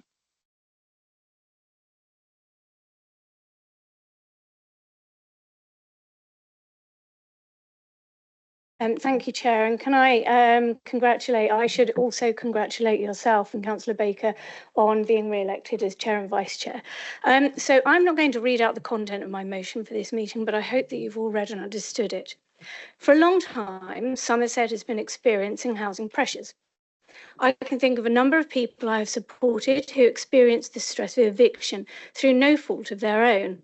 All were understandably stressed and anxious about the situation in which they found themselves, with jobs, children at school and family needs, which meant that they desperately needed to be settled at pace. All were desperate to be housed in the local area and incredibly concerned about their future. Whenever I spoke to our housing department for advice and updates, I was told that for the best chance to get a home, they might try to look to the private rental market.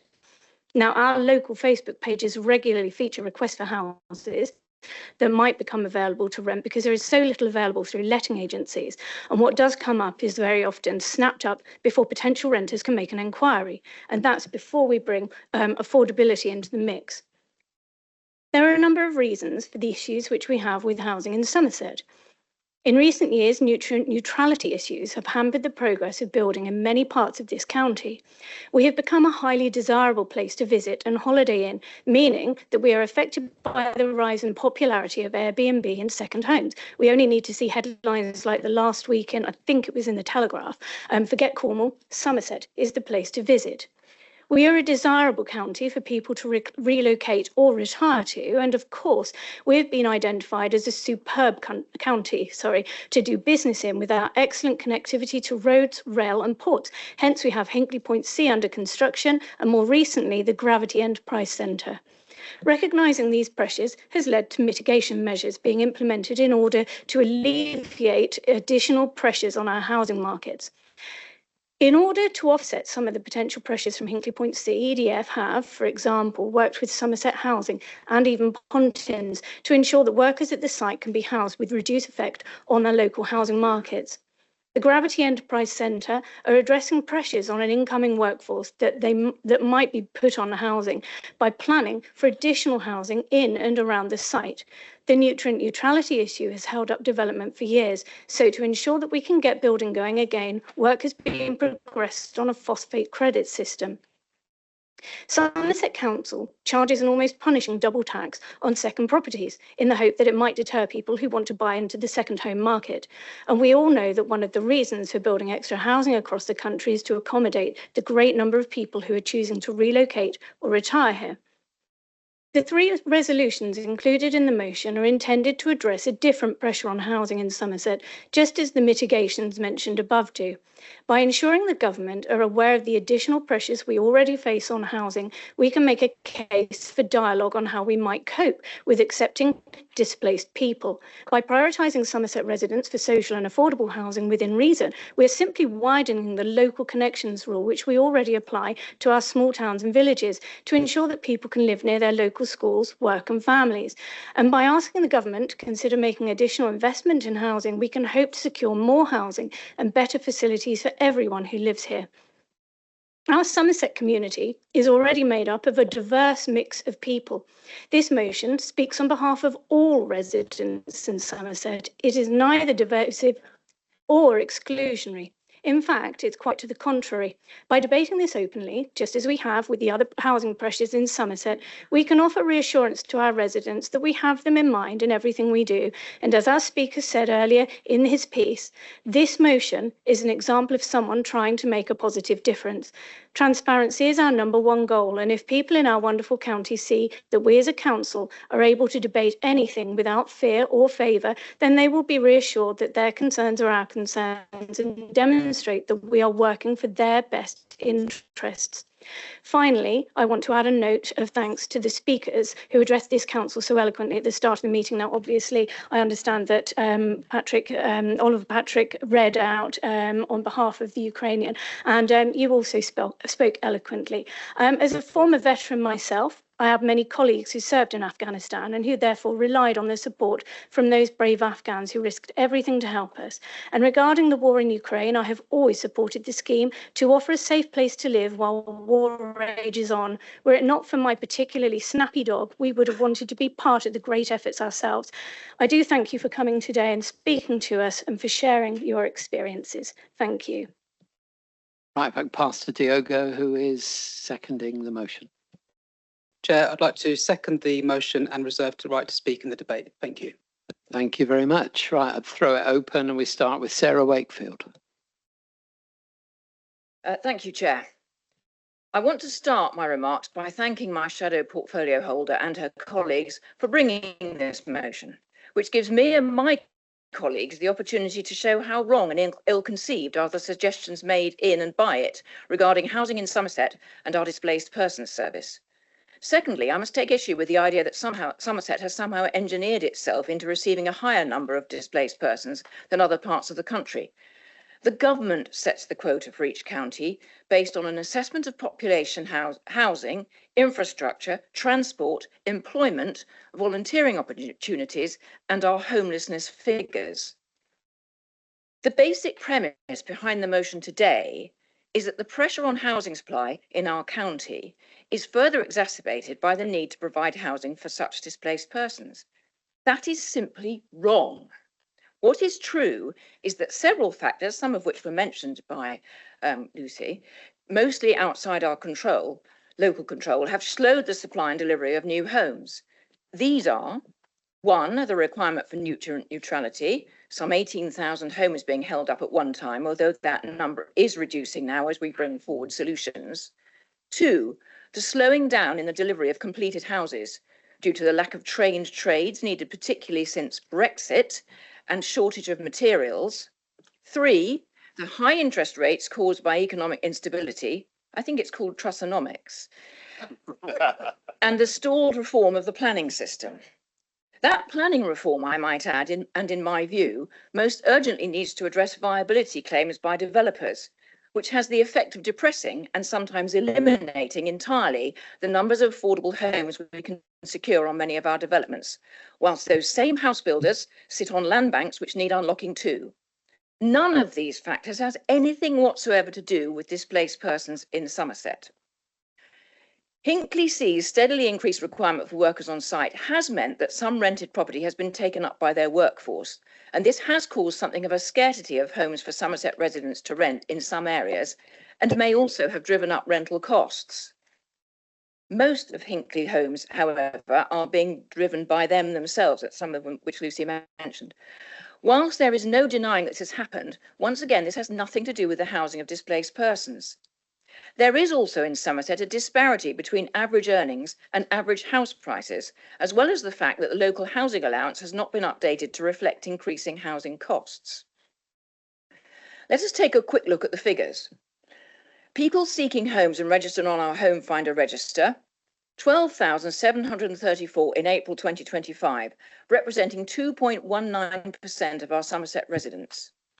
displaced persons in Somerset as of December 2024, refugees and people seeking asylum, made up only 0.38% of the total population in Somerset.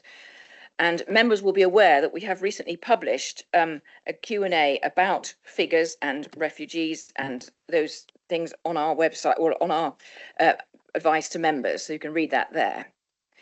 So the figures clearly show that the strain on our housing system is due to factors I have already referred to. So I will reiterate, displaced persons arriving in Somerset are housed in private properties which the government contractor, Clearspring at present, sources directly with no involvement from Somerset Council. These are now likely to be hostel type accommodation and HMOs, as the government wants to move people out of hotels. These are not housing options which our council uses or has access to. They are sourced, renovated, repaired and improved directly, something which we do not have the resources to do even if we wanted to. Properties we have acquired as a council for Afghan families with government money are ones we would not otherwise have been able to acquire. These properties will revert to Somerset Council Housing Revenue Account once they are no longer needed and will then become available to rent by anyone in housing need via our Home Finder service. People come to this country to seek asylum, fleeing wars, brutality, persecution, or regimes which seek to imprison them for their views.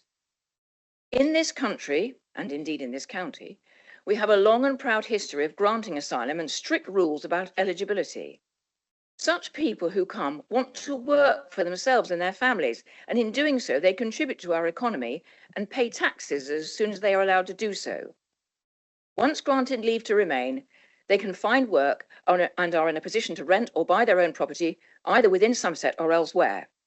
We do find that many choose to move away to be nearer their family members already settled in the UK, or to be nearer others from the same country or area.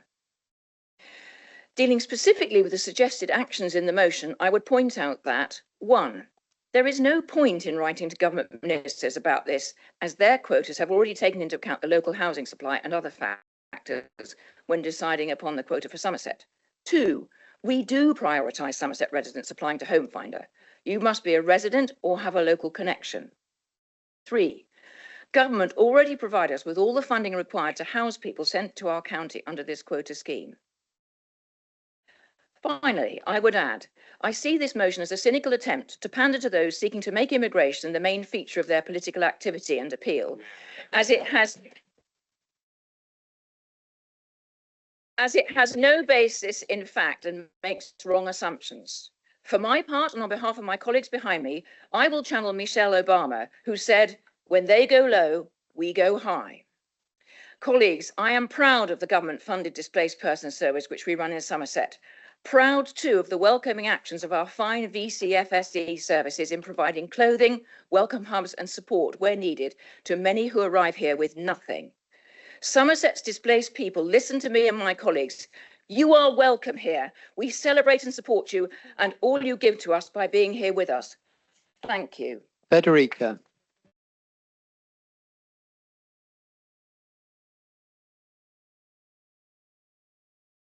Thank you, Chair. For me, it is disappointing to see a motion come forward that looks to cause division and incite fear, stirring up an ill-conceived rhetoric and using the housing challenges that are not caused by displaced vulnerable persons.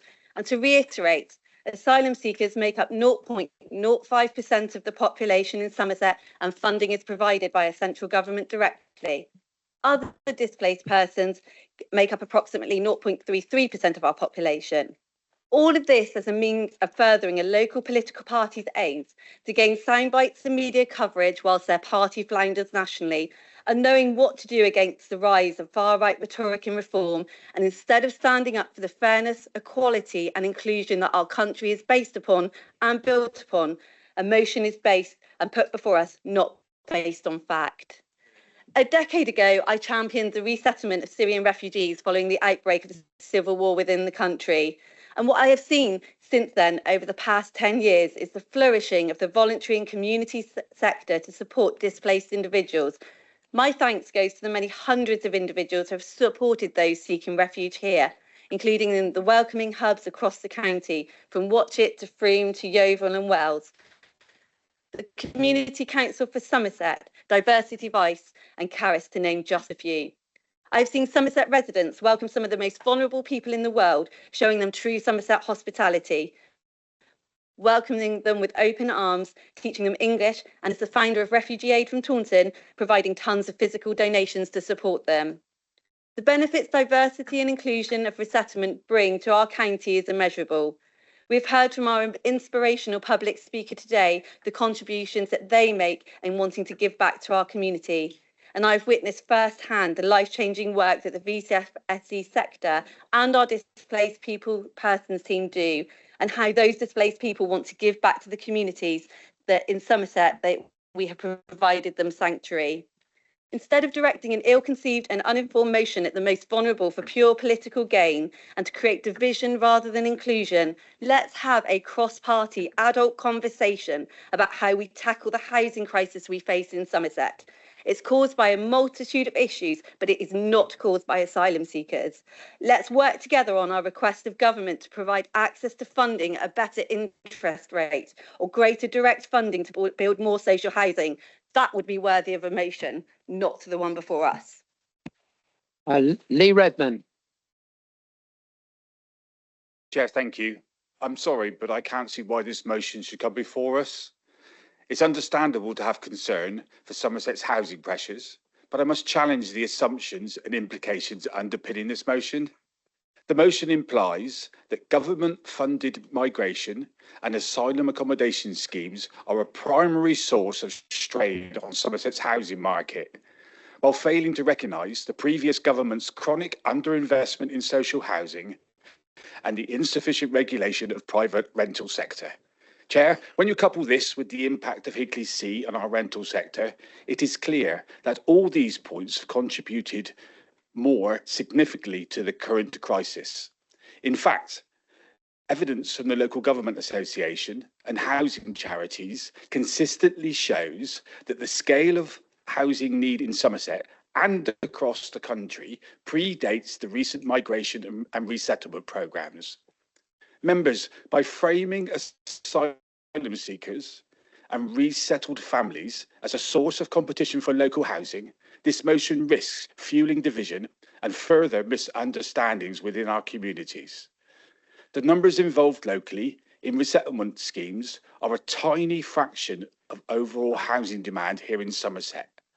Moreover, the government's ring-fenced funding for these programmes is specifically designed to prevent displacement of local need. We heard earlier today that these families are not able to access Home Finder system. Somerset, like every part of the UK, has legal and moral obligations to support vulnerable refugees and asylum seekers. These are people fleeing conflict, persecution and hardship. Prioritising local residents, as the motion says, wherever legally and practically possible, risks undermining our commitment under national and international law, and if enacted, could expose the council to legal challenge. Members, rather than seeking to limit or stigmatise migration accommodation, the council should focus its lobbying efforts on securing increased long-term investment in affordable housing for all. This could mean finding ways to use the new government funding and getting EDF to provide adequate mitigation for their long overdue worker uplift. Combined, this funding could be used to support new social and affordable homes here in Somerset. We could be supporting policies that regulate and improve the private rental sector. We could be working collaboratively with neighbouring authorities and voluntary organisations to ensure fair and humane treatment for all residents, including newcomers. Chair, members, let's be clear. Somerset housing crisis is real, but it will not be solved by pitting vulnerable groups against one another. We need unity and ambition, not division and scapegoating. Chair, I urge the Council to reject this motion and instead champion a positive, inclusive vision for Somerset's future. I need to bring in David Fothergill. Thank you very much, Chair. This is not to question anything that's been said or even undermine anything that's been said. It's purely to point of order. I think under the Constitution, any response to a motion has to be within 2 minutes by any member. I think members are very keen to speak. That's absolutely fine. But if everybody speaks for over 2 minutes, we will be here for a very, very long time. Can I just bring that point of order? Okay, I acknowledge what you've said, so I'll do it. Habib, please. Thank you, Mr. Chairman, colleagues and friends. May I address a few key issues with this misleadingly titled Housing Pressure in Somerset. This motion ignores the real causes of immigration and displaced people, namely, 1, double standards.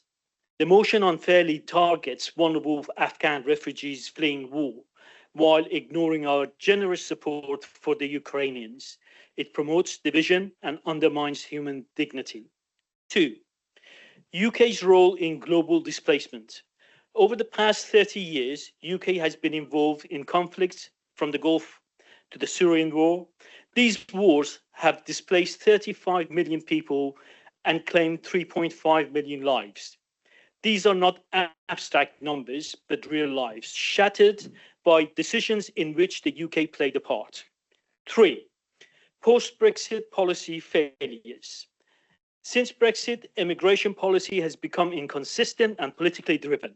Despite promises to lure migration, we expanded routes to meet domestic workforce shortages, all while neglecting commitment to Afghan refugees. 4, let us focus on housing solutions. Instead of scapegoating asylum seekers, let us empower Somerset Council to invest in affordable social housing, upskill new arrivals immediately, and address local planning issues. Let us work together and solve housing shortages and support vulnerable people with dignity rather than using them to deflect from systemic failures. With life as short as half a taken breath, let us plant humanity and reap its fruits. Colleagues, my family were displaced internally and externally to an imposed war that was no fault of theirs. I hope you understand why I will not be supporting this motion. Thank you. Thank you very much, Habib. And you kept within the 2 minutes. Thank you very much. Okay, can we now move to Marcus Barr, please? Yeah, thank you, Chair. I'm all for immigration if it's controlled, but at the moment we don't have controlled immigration. At the present moment, Reform UK are leading the polls, and you can all laugh and joke and think they're not going to be around, but the great British public are annoyed with the Labour Party, the Conservatives, and the Liberal Democrats. We have to have controlled immigration. If we don't, we're just going to have to keep building more and more and more houses. So you've got a choice. I know you're not going to vote for it. I know it's not going to go through. That's fine. But in 2 years' time, the majority of people on that side of the room will be unelected because you're not listening to the people of Somerset. Thank you. Mike Stanton, please. Mike Stanton, please. Thank you, Chair. There's no question we have a housing shortage. I have to confess, I moved here 8 years ago, and my apologies for contributing to it. But this debate's about the reasons. And I was annoyed when I first saw this motion, even angry, but actually on reflection, I'm perplexed and I'm just sad and disappointed and baffled. We don't need these assurances. They already exist. Councillor Wakefield has already given you the numbers. You saw them in an email yesterday. So the evidence is completely clear. We get 45 additional houses from the current displaced people we have here. And secondly, our Home Finder scheme specifically excludes applicants who are subject to immigration control. Those are the facts. They were clearly stated at adult scrutiny last Thursday. The proposal was there, sat next but one to me and listened to them. So what's the problem across the other side of the room with facts? Are they just inconvenient? I mean, I was expecting this motion to have been withdrawn, frankly. I'm very surprised it wasn't withdrawn in advance of this and avoiding us having to have this debate. If you look at the preamble to the motion, it says Somerset housing schemes that affect Somerset housing supply have to be accompanied by sufficient additional housing investment to ensure local need is not displaced. You've heard all the explanations. Local need is not displaced. So why has this motion not been withdrawn? I suspect it hasn't been withdrawn for the reasons we just heard from the other side of the room. Because proposers prefer to mouth populist dogma, that's what it is, rather than rational thinking. This is gut feel populist politics. It's mean-spirited motion, which is not worthy of the party, the principal party opposite, which was once the One Nation Party. I got my education because One Nation Conservatives, led by Rab Butler, put the 1944 Education Act through. And although I've never been a Conservative supporter, and I very clearly never could be now, in my view, the Conservative Party should be deeply ashamed if any of them vote for this motion. On top of that, Andy Kendall, please. Thank you. Thank you, Chair. Congratulations to both you and Lee on your reappointment. I want to talk about this a little bit differently because we're missing the bare ground facts that's happened over and over the years. Obviously, you know my name. I'm from Yeovil. I represent the David Warren Yeovil Central. Over the maybe 40, 50 years, it's gone very diverse in Yeovil, and we are very, very now multicultural, and we all celebrate it quite often. However, apart from that, I'd just like to point a fact out here. I joined the British Army decades ago. Likewise, some of our other fellow members here, Councillor Hobhouse, Councillor Healy, and yours truly, Councillor Trimble. Between us four, we are all on the Armed Forces Covenant, representing this council.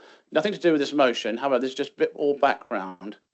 Personally, myself, I'm going to say I've been involved in many conflicts around the world, representing our past Queen and our country.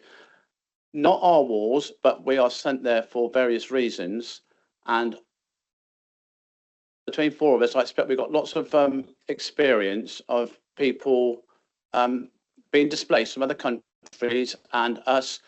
We are more than grateful for people like interpreters or fellow workers that we employ. However, when we leave, we seem to leave them there to go through their own meat grinder.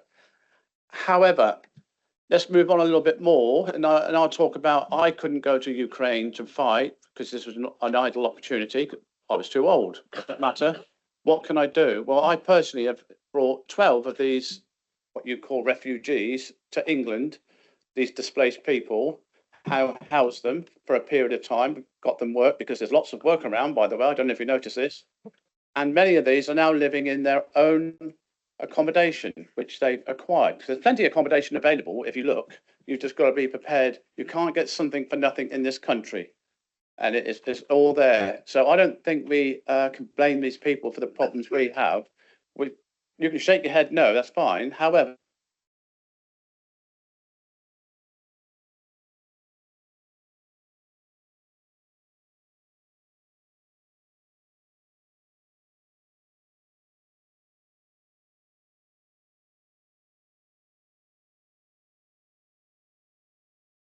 you heard from Councillor Wakefield, I think I heard they mentioned 0.35% of whatever you want to call them, refugees, asylum seekers, whatever, are in our county.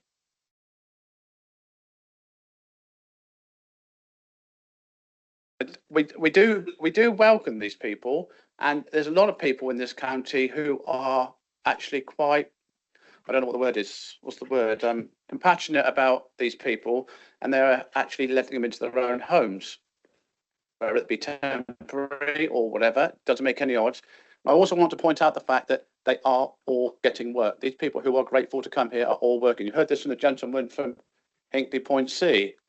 He's from Afghanistan. Absolutely, let's welcome. He's actually paying into what he calls the taxes to our system more than many people over here. I just want to put a different side on this motion, that's all. And I don't know why it's here. It's not been really thought out. We should be putting something different. So I'm sorry, people, but I can't support this one bit whatsoever. And Lucy, I'm sure I can't understand why you're bringing something like this. Okay, thank you very much. Fran Smith.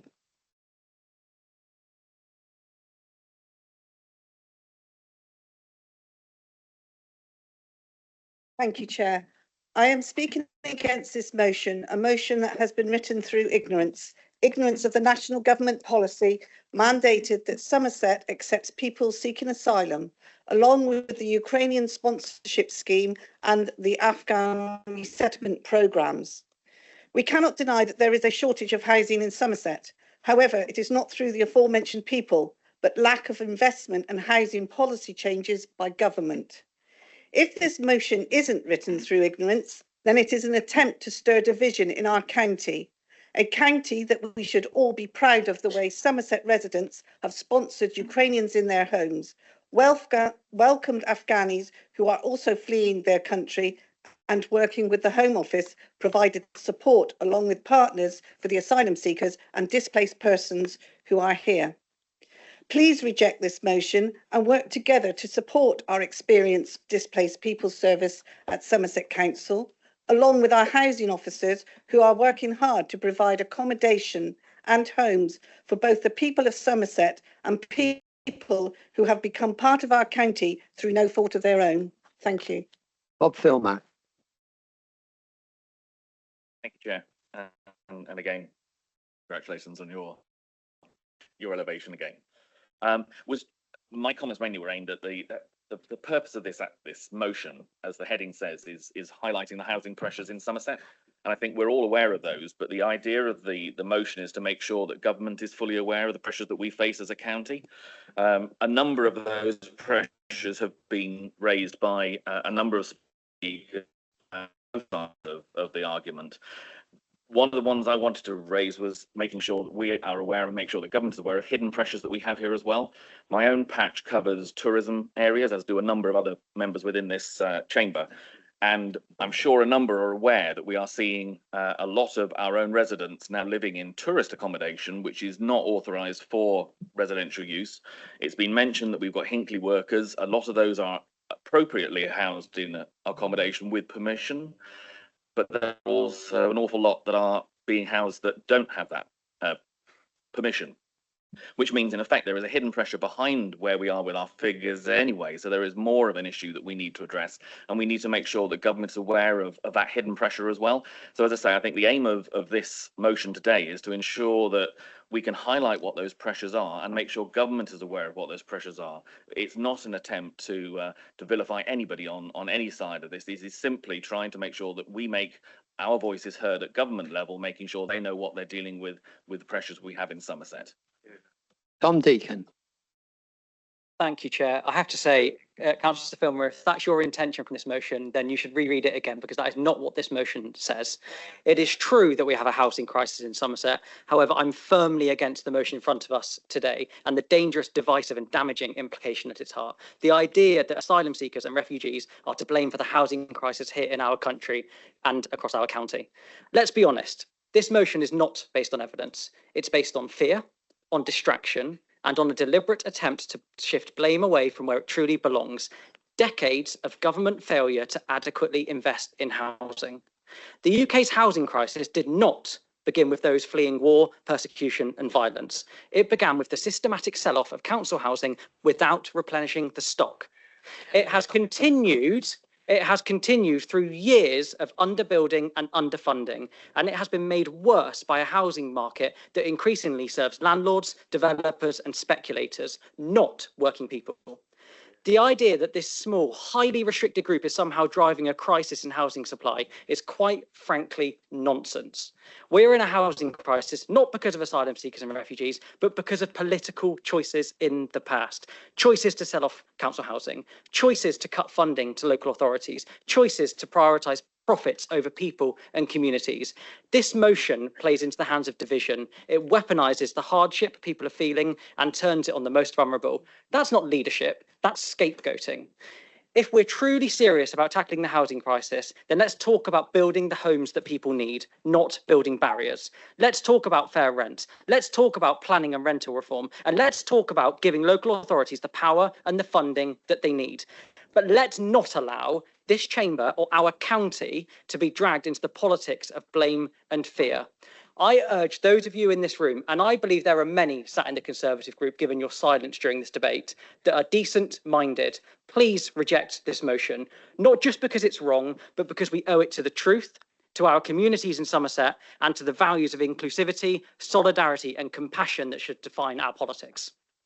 Val Keach.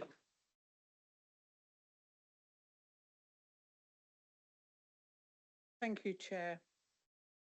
I want to start off by saying that I don't believe that Lucy Trimnell, who I know quite well, or Diego are racist. But at the end of the day, this motion is a racist motion. The fact that it has garnered support from the Reform Party, I think, says it all. I'm sorry, Councillor Barr, but that's my feeling. We have to vote against this motion, because if we're not voting against it, then we as a council are causing division within our community. There is enough out there now with misinformation on Facebook sites. We see it every day. People believe the rhetoric, and I am surprised at the main party opposite putting their name to such a motion. I really am surprised, because I know a lot of them, and I know that they're decent, fair-minded people. This is not a decent or a fair-minded motion, and I would urge all of you that whatever the side of the chamber you sit, you vote against this motion. David, you want to come in? But then I'm going to go back to Marcus because he was named. I did.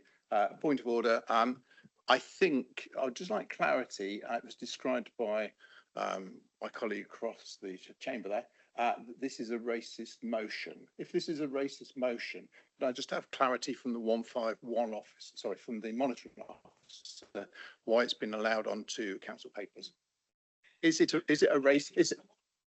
racist motion or not? And if it's not, can we have that withdrawn, please, by the councillor?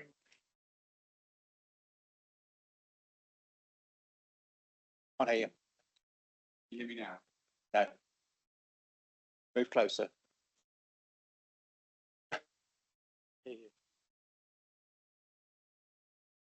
Can't hear you.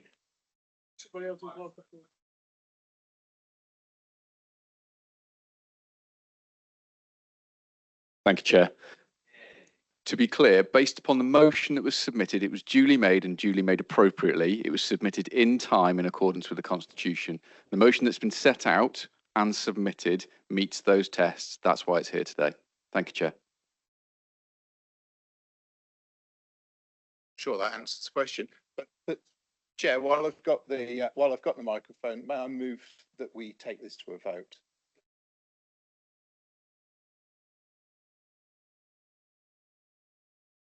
Can I let Marcus back in first because he was named in that before? No, what I would just quickly, I do agree with what's being said in this room.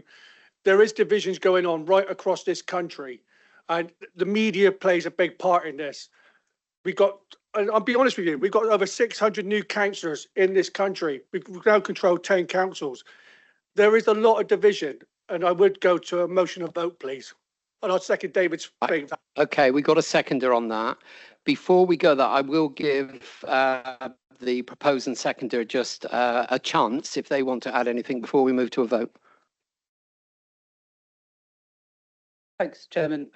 As I did reserve the right to take part in the debate, so I do have a few things to say.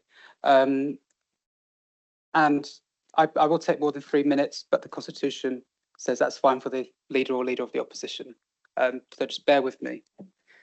The public speaker earlier said in his question, let's be sensible and avoid using divisive language. One councillor opposite said this is a racist motion.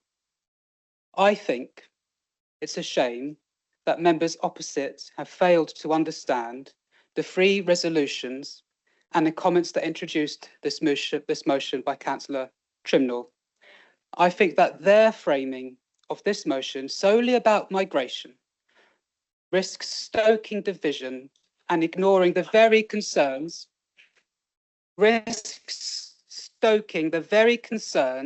that tens of thousands have raised on the issue. They are the ones stoking division, not us in the comments that have been made. Now let's get to the actual motion and the resolutions. Can we let him finish, please? I have sat quietly while others have spoken.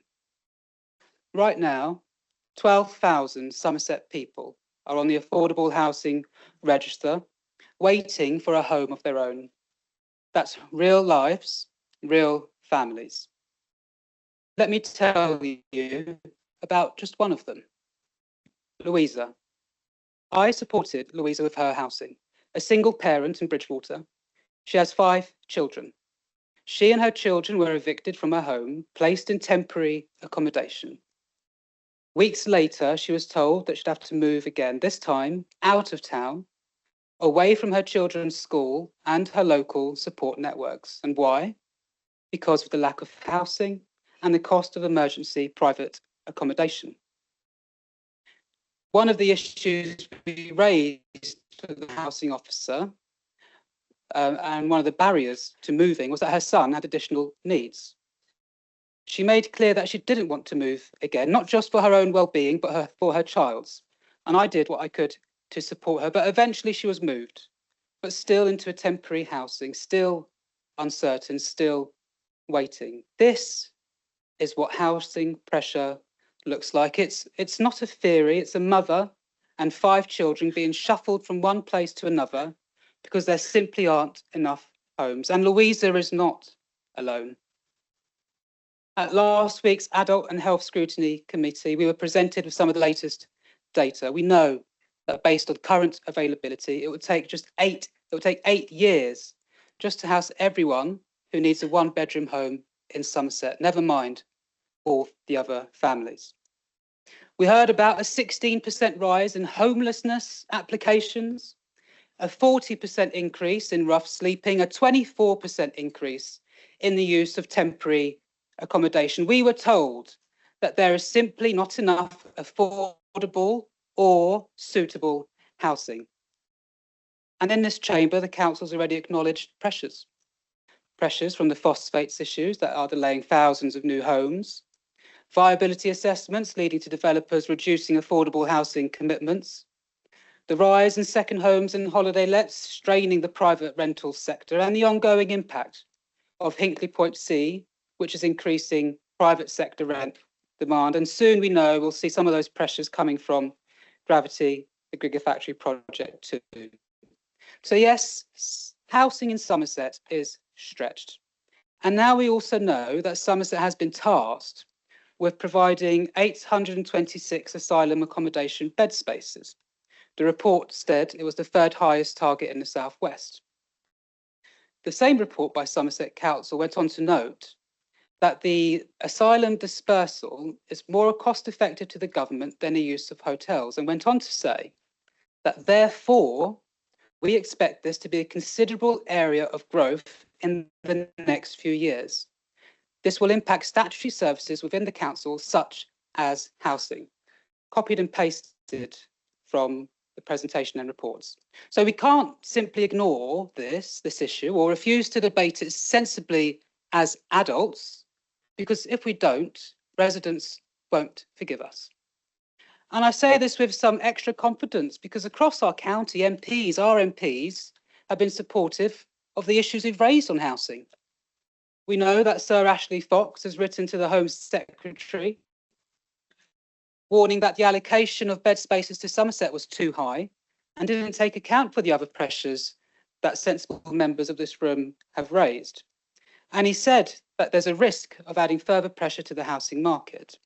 We know, on Hansard, we can read that former Somerset councillor Sarah Dyke MP said in Parliament that Somerset has had 18,000 homes stuck in a planning moratorium for nearly 5 years, holding back people from getting a home. Our Taunton MP, Gideon Amos, said in the House of Commons that the ability for people to have a home of their own has crept out of reach for a whole generation, while for others decent emergency accommodation cannot be found. So our MPs are united in recognising the pressures of housing in Somerset. It's a real issue. Now, for me, I gave everyone the ability to say what they wanted, and I haven't shouted, and I'll just ask the monitoring officer to keep a check on that with the code of conduct, please. That's not acceptable behaviour. So if we can look at that later on. Thank you. can you continue, please, Diogo? Thank you. Thank you, Chairman. So this is a real issue, Councillor Philip, and we're putting forward a motion to try and resolve it by securing extra housing investment, securing fairness, and standing up for the people we're elected to represent. I cannot look and could not look at my resident, Louisa's eyes and say that being moved from one temporary home to another doesn't matter. I could not tell her that all these pressures combined that we've discussed make no difference. I'd be lying to her and to myself. So I say to the chamber, let's not pretend we can't do anything, because we can. We can back this motion. We can urge the government to support the residents of Somerset with extra housing support so that mothers like Louisa can get a home for her family, creating a fairer Somerset, which is clearly one of the pillars of this administration. Thank you. Thank you. Lucy, did you want to add just a final? Thank you, Chair. So I am disappointed that my clear explanation of the aims of this motion, that despite that, my colleagues opposite have chosen to continue to brand this motion as divisive and even racist, and made it clear that any mention of migration is taboo or not up for transparent discussion. How can this motion be blaming migrants for our housing pressures when we don't yet have the migrants here, which are going to be allocated to Somerset? Did people not see the other pressures indicated in the motion to suggest that we're suggesting migrants as some kind of primary leading cause of housing pressures is just wrong? It is clear that this motion will not succeed, which is hugely disappointing. However, I hope that once all the noise around this has died down, there will be consideration for some of the elements contained in the resolutions of this motion for the sake of the residents of this great county. God. Claire, you wanted to bring in a point of order. Yeah, point of order. I think we need to hear the motion, because I think it's to ensure that it's being presented accurately.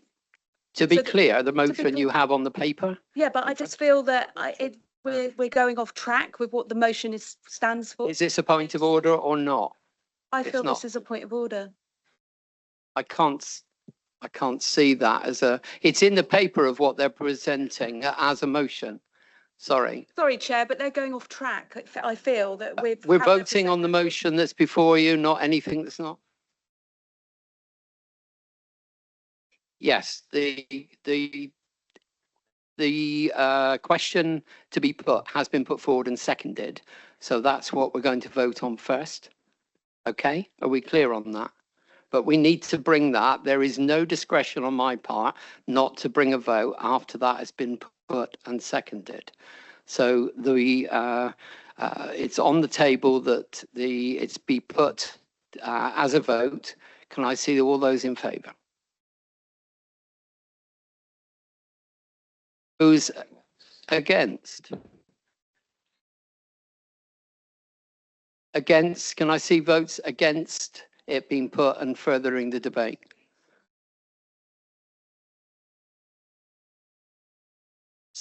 So that motion is lost to bring it to a vote. So we now continue with the list. Sorry, Chair, point of order, Councillor Redman. With all due respect, I do apologise, but your microphone was playing up at the time, and I don't think all members in the room heard what the actual vote you were being put at the time. The vote was being put that we move to the vote. I want to clarify. So is my microphone working okay? Because if members couldn't hear what was being asked, then the chair will need to consider whether we need to just do that again, because it's not fair to members if you didn't understand what was happening. Councillor Fothergill, second by Councillor Barr, I believe, proposed that the question now be put.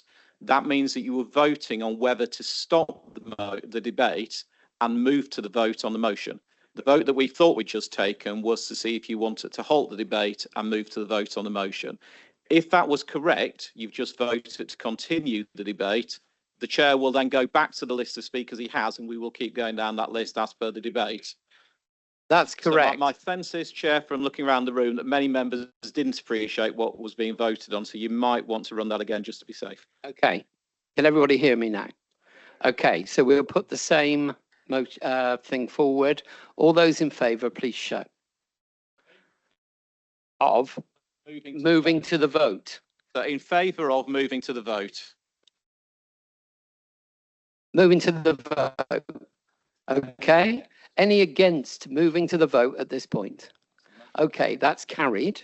And now we need to move to the vote on it. Yes, Federica, do you want to speak?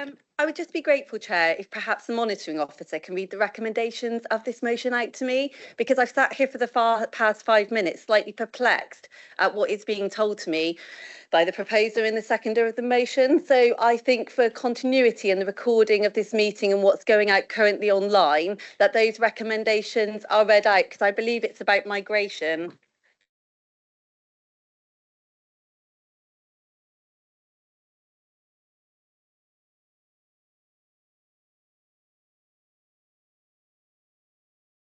Chair, as requested. Quiet, please.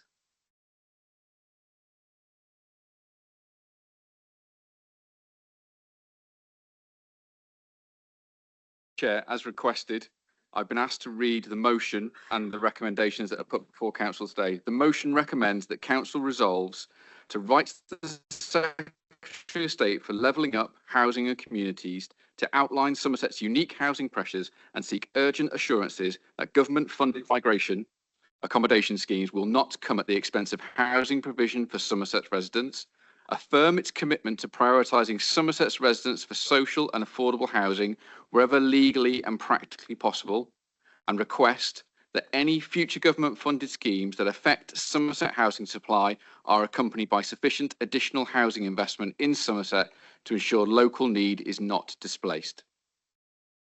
Okay. So, Point of order, Chair.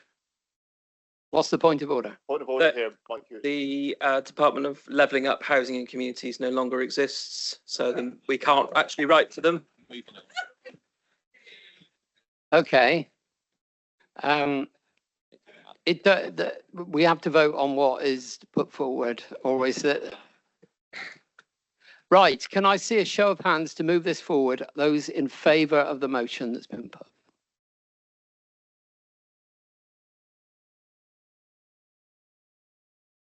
Those against, please show. Okay, the motion fails. Okay, thank you very much.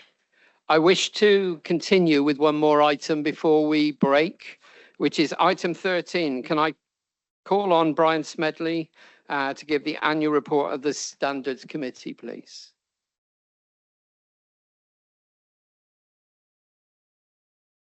Yes, sorry about all that excitement. You've got the dullness of the Standards Committee.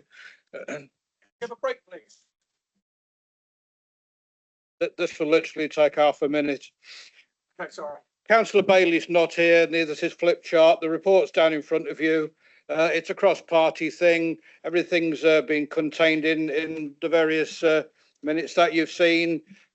You're aware that the key achievements, I think, this year include the promotion of the Code of Conduct, overseeing complaints via the Monitor Officer, the Gift and Hospitality Register, and the consultation response to the government's paper on the structure, plus increased collaboration with SALC. I think it couldn't get any duller, so I'd like to put that to you now. Thank you very much. Are there any questions? I see no hands. So now we're going to have a 10-minute break. The coffee and tea is available out in the reception.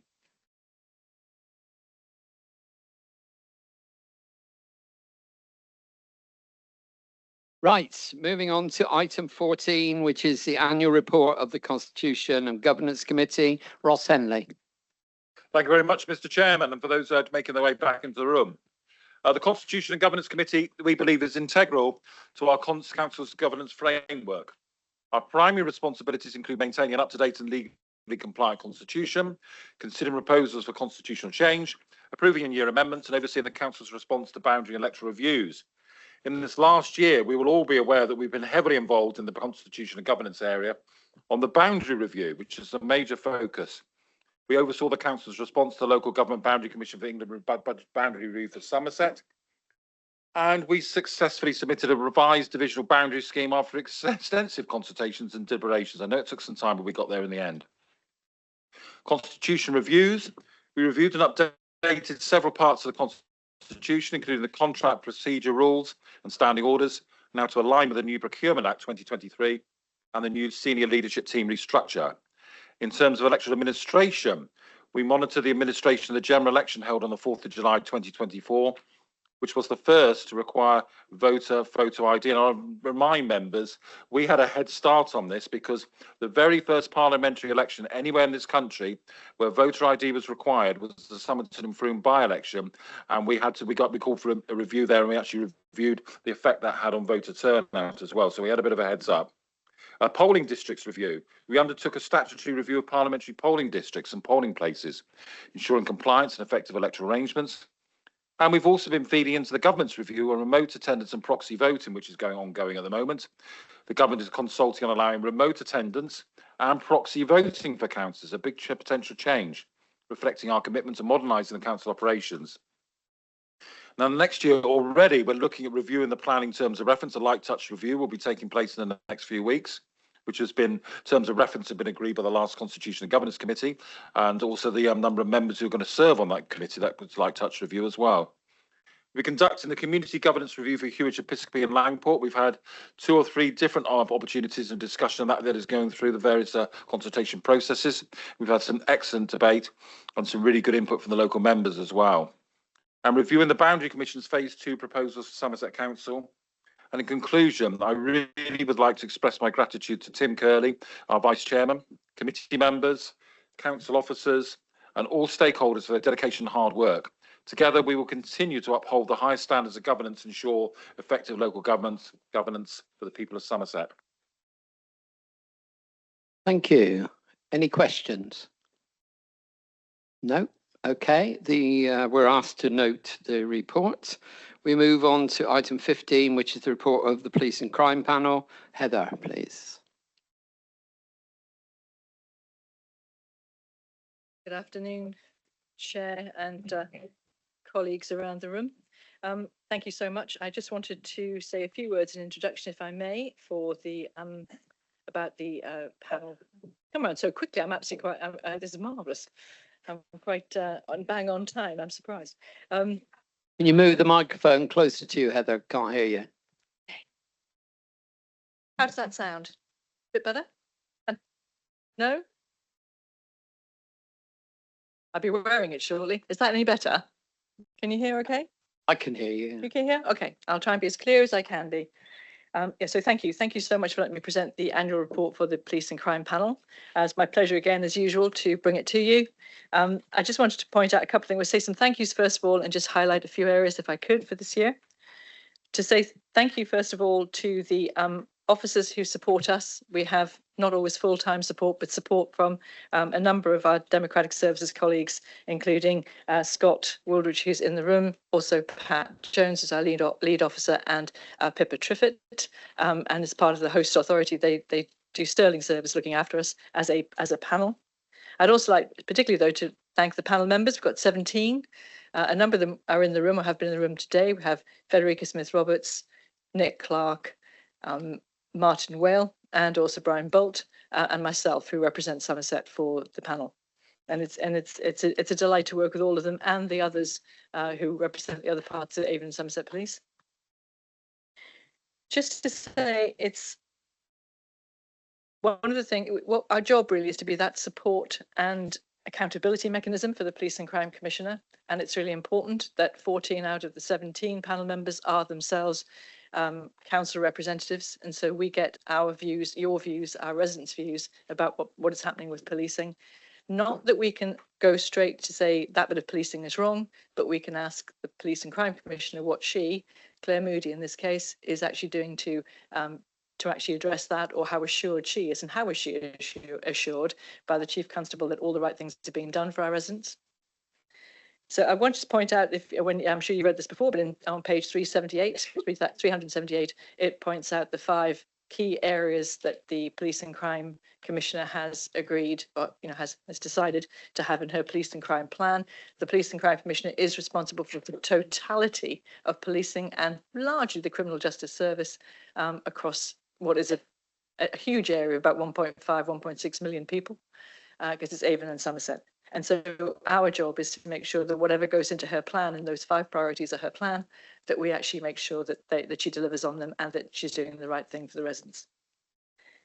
I would say as well, in the last year, the report highlights that we looked particularly at how the community safety partnerships, all 5 of them across the area, including our own Safer Somerset partnership, how they worked alongside the violence reduction partnership units to try to keep safe our younger people and to actually find preventative work and ensure any child, any young person who gets there, it's on the reduction of crime or the prevention of crime and criminality, to ensure that those young people get every support to keep out of the criminal justice service from as early as they possibly can.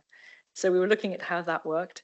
We also looked, of course, as you'd expect through the budget and the precept, one of our jobs is to say yes or no. We can only say yes or no to the precept that the Police and Crime Commissioner brings forward. So of course we did that, and we had a budget task and finish group, which we're continuing. So it's not really finishing. Every year we will do this to make sure we understand the numbers.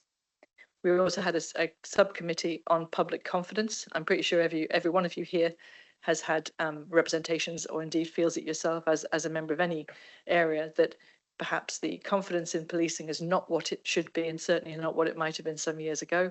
So we were trying to support the Police and Crime Commissioner in lots of ways in ensuring that we were asking good questions in the sense of how she is actually scrutinising what the constabulary is doing to increase public confidence. And of course, we looked at tackling disproportionality, which is the PCC, ensuring that the constabulary are really stepping up to the mark on a huge number of actions that came out of the Lammy report around increasing disproportionality, or no, not increasing disproportionality, in actually preventing disproportionality in all of its forms within the service. So looking forward, and we just had a meeting this morning, ironically, to look at the work plan, the work programme that was agreed between the 17 of us essentially, and I've taken to the Police and Crime Commissioner this morning, which some of the highlights again on that is we will be obviously completing our work on public confidence. We haven't yet reported to the panel, so we'll do that, or formally to the panel to do that. But also we'll be doing some quite proactive scrutiny on 2 main themes this year. One is around knife crime, and that's the kind of crime that happens outside of the home, which has made a lot of the press recently. So just what is the force's response to those challenges for knife crime out and about, as it were, so as opposed to things like domestic violence, or even just the desire, unfortunately, for young people to think they have to carry a knife, or anyone carrying a knife, anyone who's injured. And the other one is also around the neighbourhood policing, because of course the government has brought out its neighbourhood policing guarantee, where the intent is to have more neighbourhood police officers, but also that it is one of the main pillars, as you've seen from page 378 of the Police and Crime Commissioner's plan. So that's what we're kind of doing. The thing I'm really delighted about, though, again this year, and we've increased the numbers of pages on it, it's a much more of a bumper read, our report this year. We've had more of our panel talk to you through the medium of the report about what it feels like to be a panel member and the things that they've done and things they've been bothered about. So it's a bit longer. A small apology, which is that I think somehow in doing the magic of uploading a report into ModGov, somehow the formatting is awful, and I really apologise for that. It should not look like that. So I will make sure that we get a proper PDF of the report and send it out to all councillors, so they have it in a much more accessible and a bit neater fashion. But that's just, again, another good year, and another year we're looking forward to at the Police and Crime panel. I'm happy to answer any questions, but also happy to have the report accepted. Any questions for Heather? Yes. Thank you for the report. I welcome it. Something that I think I needs to be done more in Somerset is around the petty theft from shops. I think a lot of our residents, it's something they raise with me, and whilst it doesn't have the national coverage that knife crime does, I think that trust and faith in police is very linkly close to it. So I'd love an open conversation about that if that was possible. And also just a quick thank you. We've had great support via our LCN of local police. They're coming, they're engaging, they're talking one-to-one with our parishes, and I very much welcome that and hope that that goes on right across Somerset. Lee Redman. Thank you, Chair. Just some clarification. Thank you for the report. It's interesting that one of the issues, one of the priorities is neighbourhood policing, and you then talk about disproportionality. I'm going to take it out of its context, but in real terms, the question is, how confident are you that Somerset is getting its fair share from the police and crime, from Avon and Somerset Police? Too often we see resources being drawn, as it were, into the more lively or the centre, which means that it feels sometimes for our constituents may not be getting the representation or getting the police officers they see. The second part to that is that it's a little bit frustrating for me. Sometimes you build a relationship with a neighbourhood police officer or a police and crime commission or a PCSO, and 30 seconds later they've gone somewhere else. So one of the things that would be helpful if you could feed into it is the fact that we could have a bit of stability. Because one of the things that is awful for us, you build a relationship with a point of contact and then it disappears. Heather. Thanks very much, and I don't mind having two sets of questions in a sense grouped. So if I'll start with you first, then Lee, and then go back to the first question. So I think the first thing to say is, and I know I have some of my colleagues in the room, and I know that they're very vociferous. All of my colleagues who are on the panel are incredibly vociferous about asking that question about how are we, what is our share, what are we doing about visibility? And one of our pet things as well is about the difference between rural crime and crime in a rural area. And also it's quite, well, the other one is quite entertaining. I shouldn't really talk out of school about this, but I did hear somebody say that, oh yes, we're doing a lot about rural places. We go to Yeovil, and you go, well, yes. In comparison, that's not quite what we mean. So it very much we're talking about that share. Now, one of the things that, and so we talk about all the time, and we ask that question all the time about where we get to. Asking isn't the same as getting a difference. But one of the things that the police are working through at the moment, as we understand it, is a change of reorganization away from what they describe as a directorate approach to a geographical approach. Now, if that works, and that was what it was like about 15 years ago. If I look over at Martin Well and some of my colleagues who are been in the police, go, no, everything goes around. But the idea is to have this. If the geographical bases are going to work properly, that would stitch together both an offering for Somerset. It would stitch together an offering for Somerset that would be response, and it would be neighbourhoods and maybe CID, and stuff working together and tasking together. Now, we still have to have the right share. But the thing that I constantly say is that we have the greater population out of all 5 of the local authority areas. We have a greater population than Bristol. So we're always chasing on what are you making your decisions about and where's your money going? So I'm absolutely sure we ask the right questions. I'm not always sure we get the right answers, but we'll continue with getting the right answers if that's okay, Lee. And it's the same for our colleagues in South Gloucester or the same in North Somerset. There's always this feeling that things might get sucked into the Bristol kind of vortex, and we're very live to that. So it has to be very realistic. I think the other one, just going back to Mandy's questions, were ones about the petty theft or shoplifting in general, and also about the LCN support. On the LCN or on the police officers coming into community settings in that wider sense, because they're called different things across the whole police area. But my bugbear with it, and we keep playing it back, is that it's a bit of a curate's egg. So and I'll hear, and I just this morning or this afternoon I've heard, oh, it's really good, we're getting somebody, or we're getting somebody. We used to get an inspector, now we get a PCSO. We've never seen a police officer. So the thing is, it's a very mixed picture. So we do want to try and improve that and make sure that the PCC understands how important that is. So we're fighting that one. And the other one on the petty theft is you're absolutely right. I think it may not get the same kind of high priority, but I think this is something that actually has got a national priority, that shoplifting is on the rise. And certainly I know from what plays back from the PCC that she's very alive to that one as well. And we keep at it too, because we have business people on our panel who are always explaining how, what that is in reality.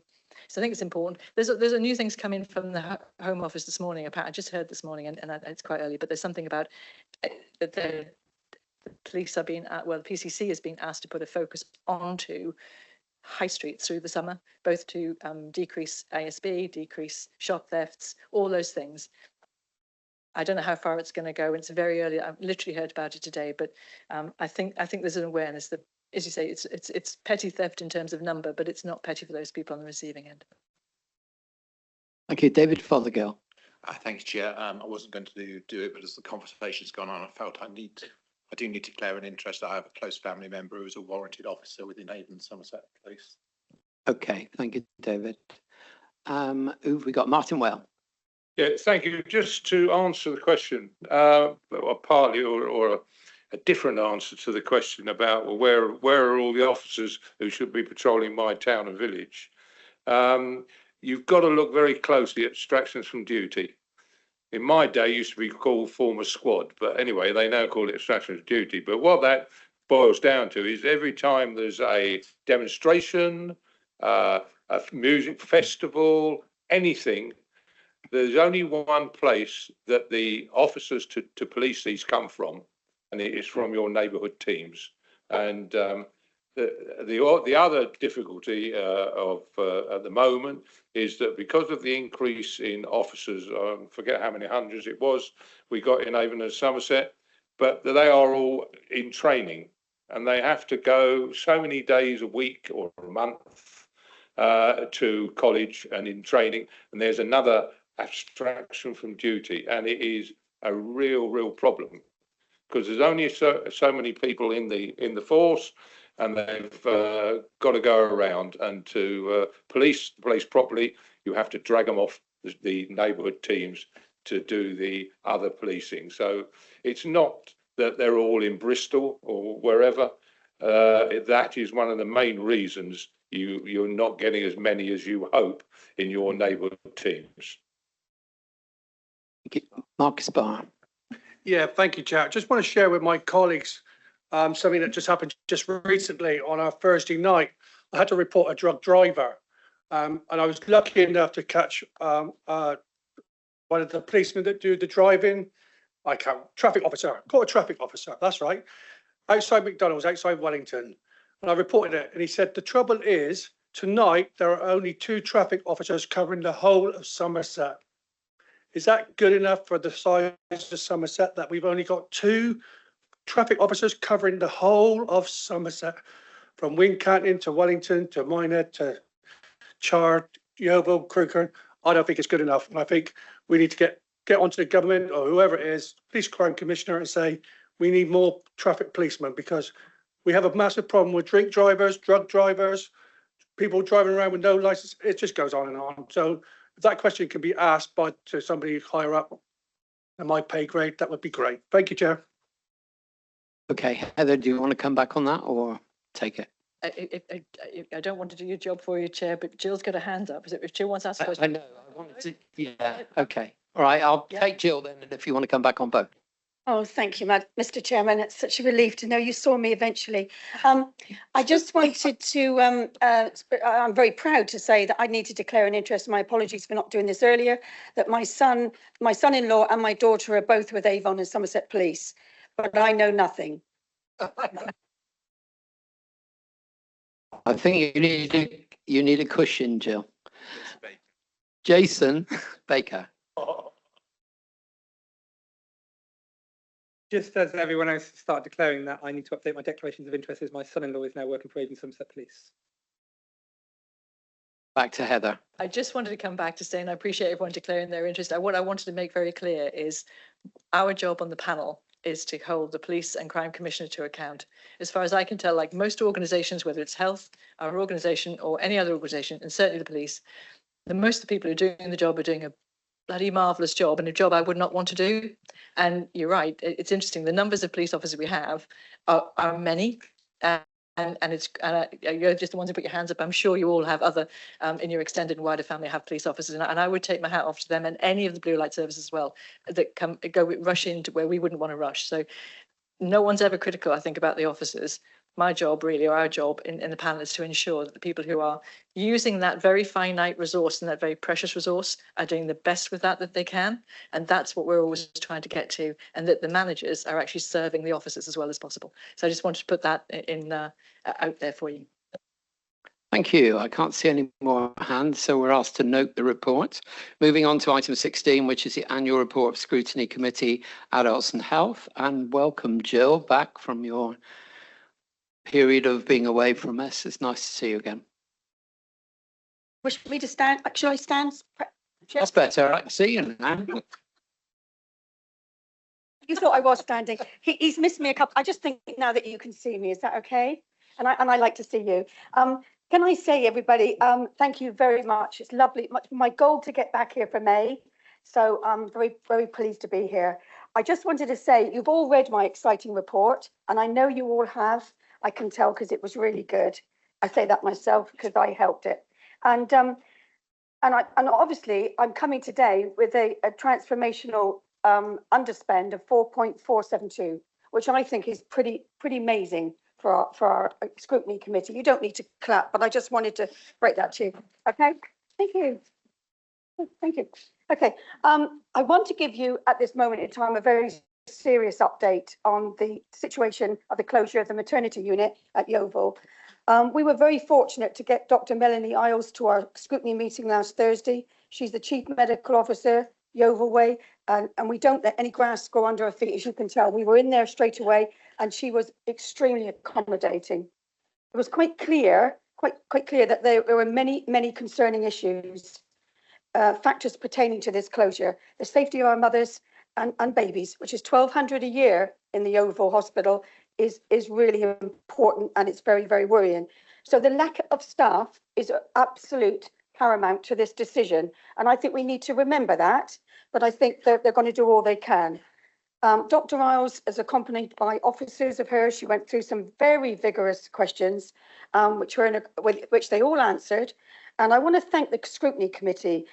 You were absolutely brilliant in your engagement. Your questioning, 100% engagement from subs as well. You really did a brilliant job, and I was immensely pleased with everyone who engaged on that committee, which is what we want on scrutiny. You know, we've asked Dr. Isles to come back in 3 months, which we feel is long enough to know what is needed. She's going to come back and give us an upgrade, support, and she was very happy to do this. So that was really pleasing.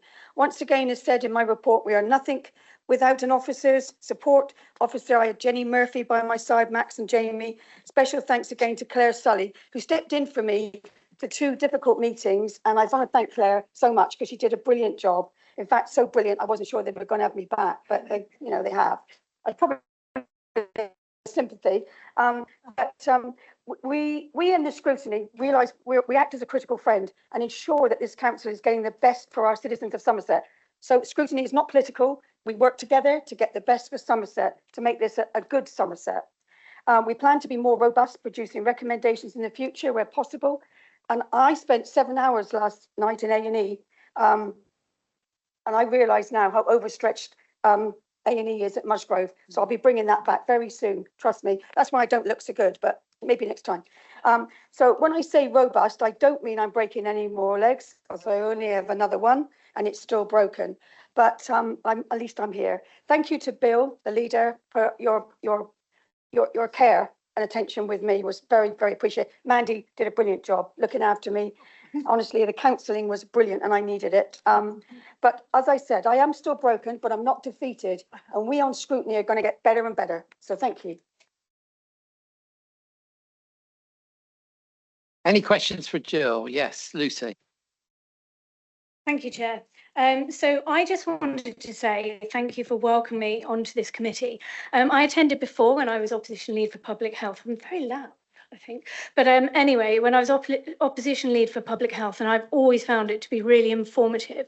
And as we saw in the last meeting, crucial to representing the voice of our residents in such critical areas such as maternity services and suicide prevention.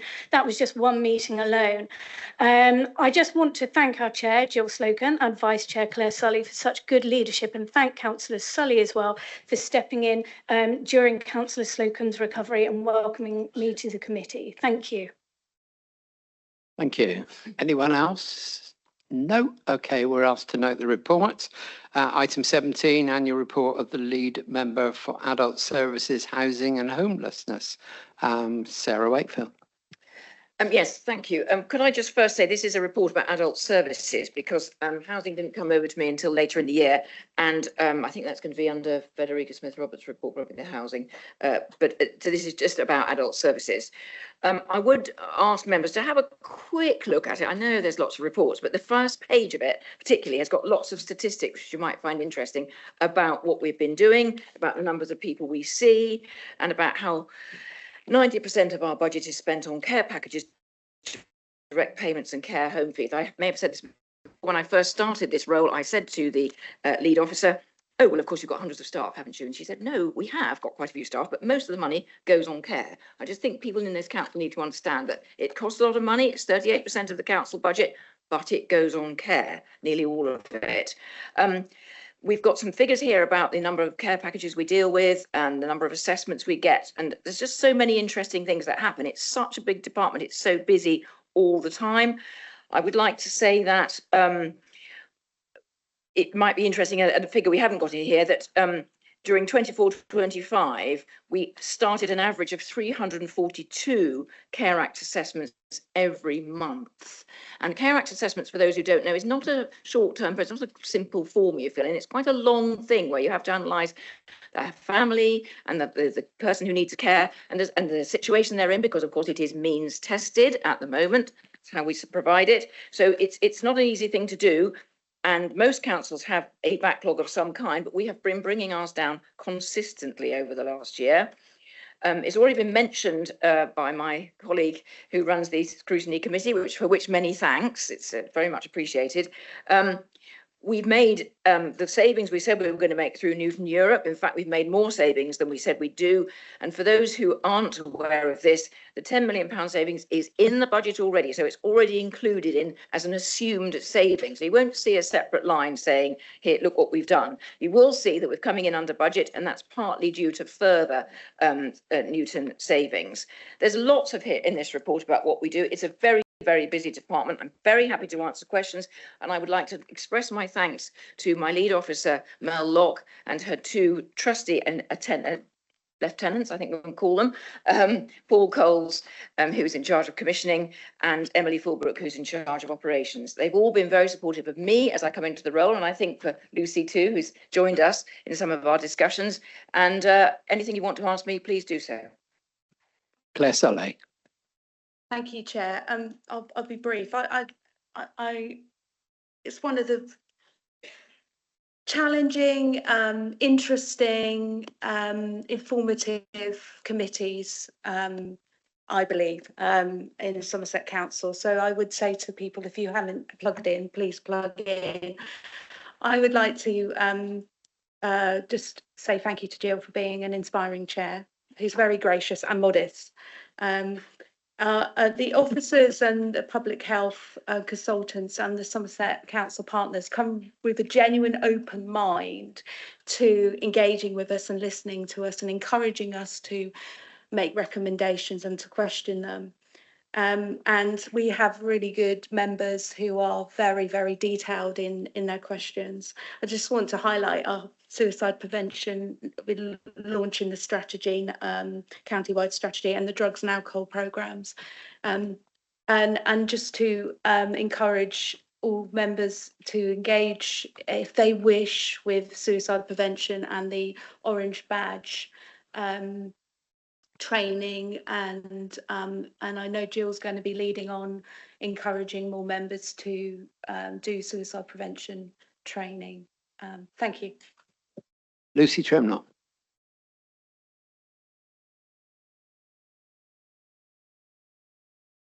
Can I respond, Mr. Chairman, as I was mentioned? Yes, sorry. Yeah. So you're forgetting me again. What is it? Go for it. The thing is, I think what I'd like to say is that the some of the schemes we've got are brilliant, and this suicide prevention is very, very dear to Claire's heart, and we're going to work together really hard on that. But I would ask members to please, the one thing about adults and care, it belongs to us all. We're all getting older, and everyone and each and every one of us has got some good ideas. Please don't be afraid to come forward.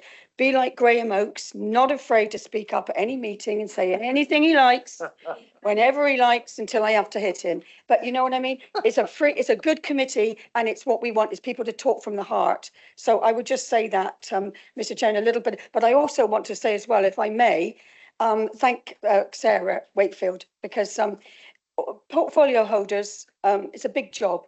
And when you're chair of a scrutiny, it's yours. It's yours. But the Sarah is immense amount of knowledge that you have done and helped us tremendously. And I thank you so much for it. And I thank Mel Locke and Emily, because those two, we're not nothing without officers. And I think we do work as a great team. So thank you very much, Chairman.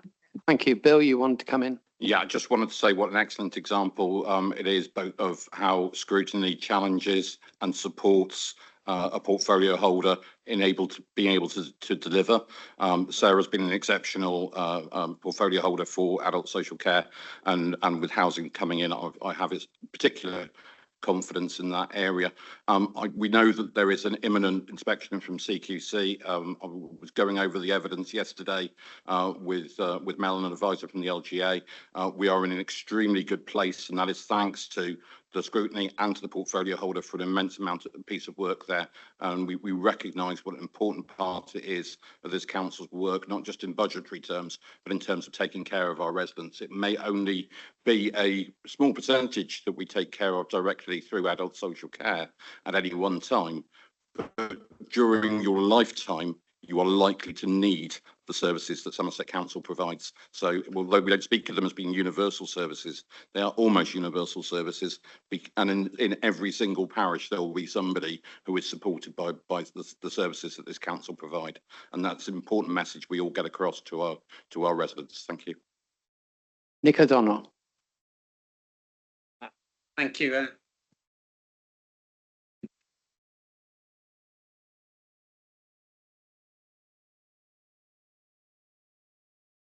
Okay. Try again, Nick. Thank you, Chair, and glad to see you back in the position, and I look forward to meeting you and Lee on the circuit at some point. As I entered the meeting today, I was handed a member's declaration form, which I'm sure I filled in when I first joined, but since people have been declaring interest, I ought to declare that my wife does work for adult social care, so I can, and on behalf of them, I can tell you just how hard they do work and what a fantastic job they are doing. But just sort of better mention that since I've got the blank form here in front of me now. Thank you, Nick. Yes, Lucy, sorry, I'm come back to you. It's fine. You're just trying to share it out with Jill so she doesn't feel so bad. It's absolutely fine. Yes, I think you ought to sit Jill at the front. So yes.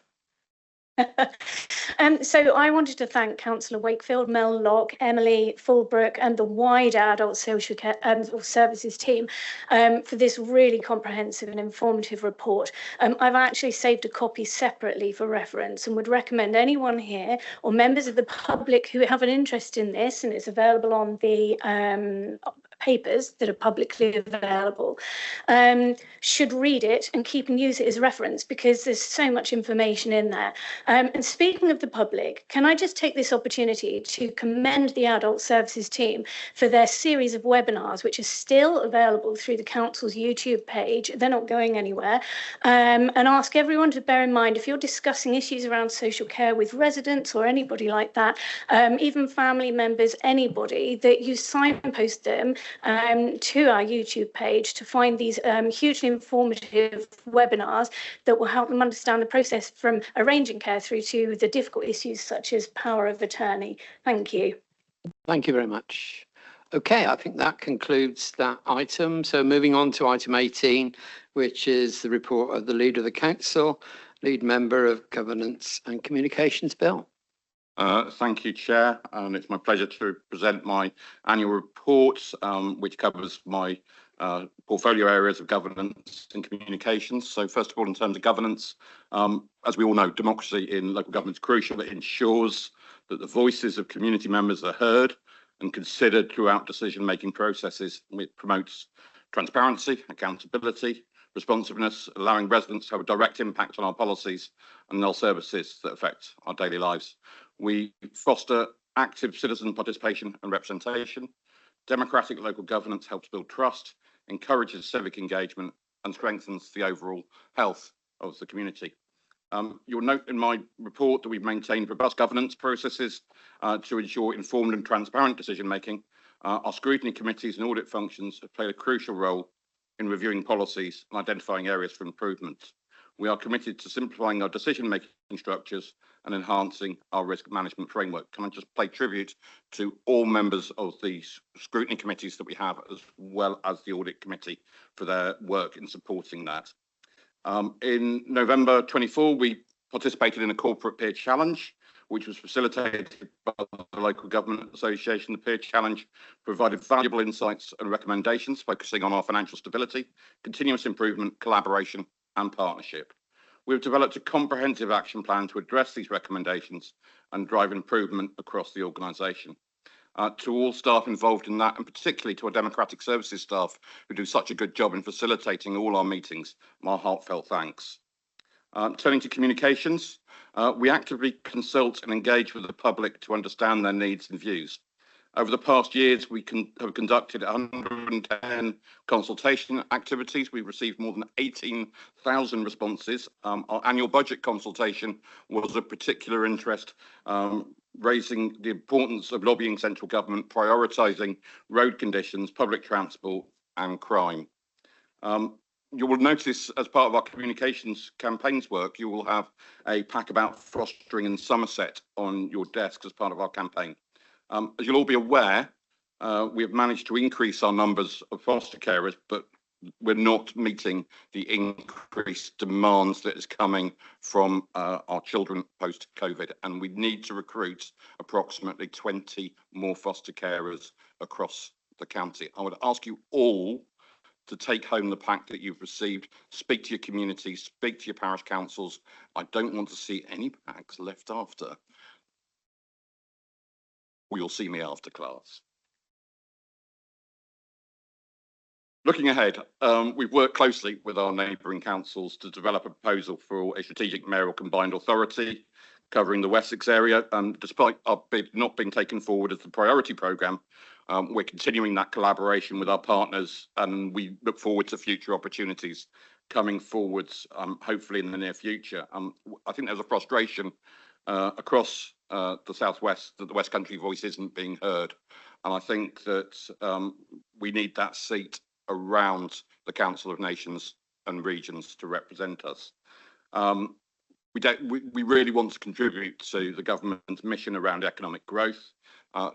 We know that many councils like ours that provide social care are in difficult financial pressures, and we've got to perform that transformation to ensure our sustainability.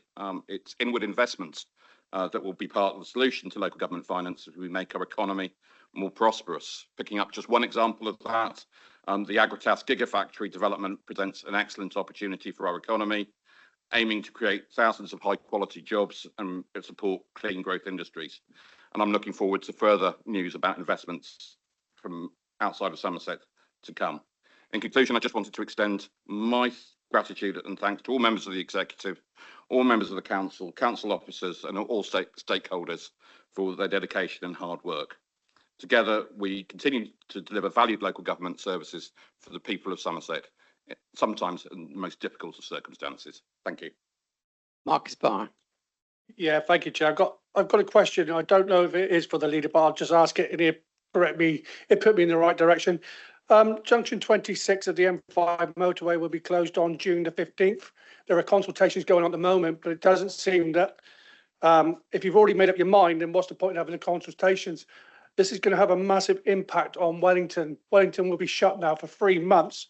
And it just seems ludicrous that if there is an accident on the M5 motorway anywhere between Taunton and Tiverton, that is going to have a massive impact on Taunton, and it will actually have a massive impact on North Petherton. Might not think it, but people will not queue. They will try to find a shortcut, and I can see it just being the whole southwest from North Petherton right down to Tiverton being gridlocked if there's an accident. I would ask, and I know it's probably too late in the day now, but why couldn't this have been done in September, October, November, when we do not have holiday traffic on the motorway? It just seems that Wellington is being done up like a kipper, and we're going to be shut off. That is literally it. We're going to be shut off because there's now work. I've just recently found out this week there's going to be work on silk mills. I've been told it's 3 months. It could be less.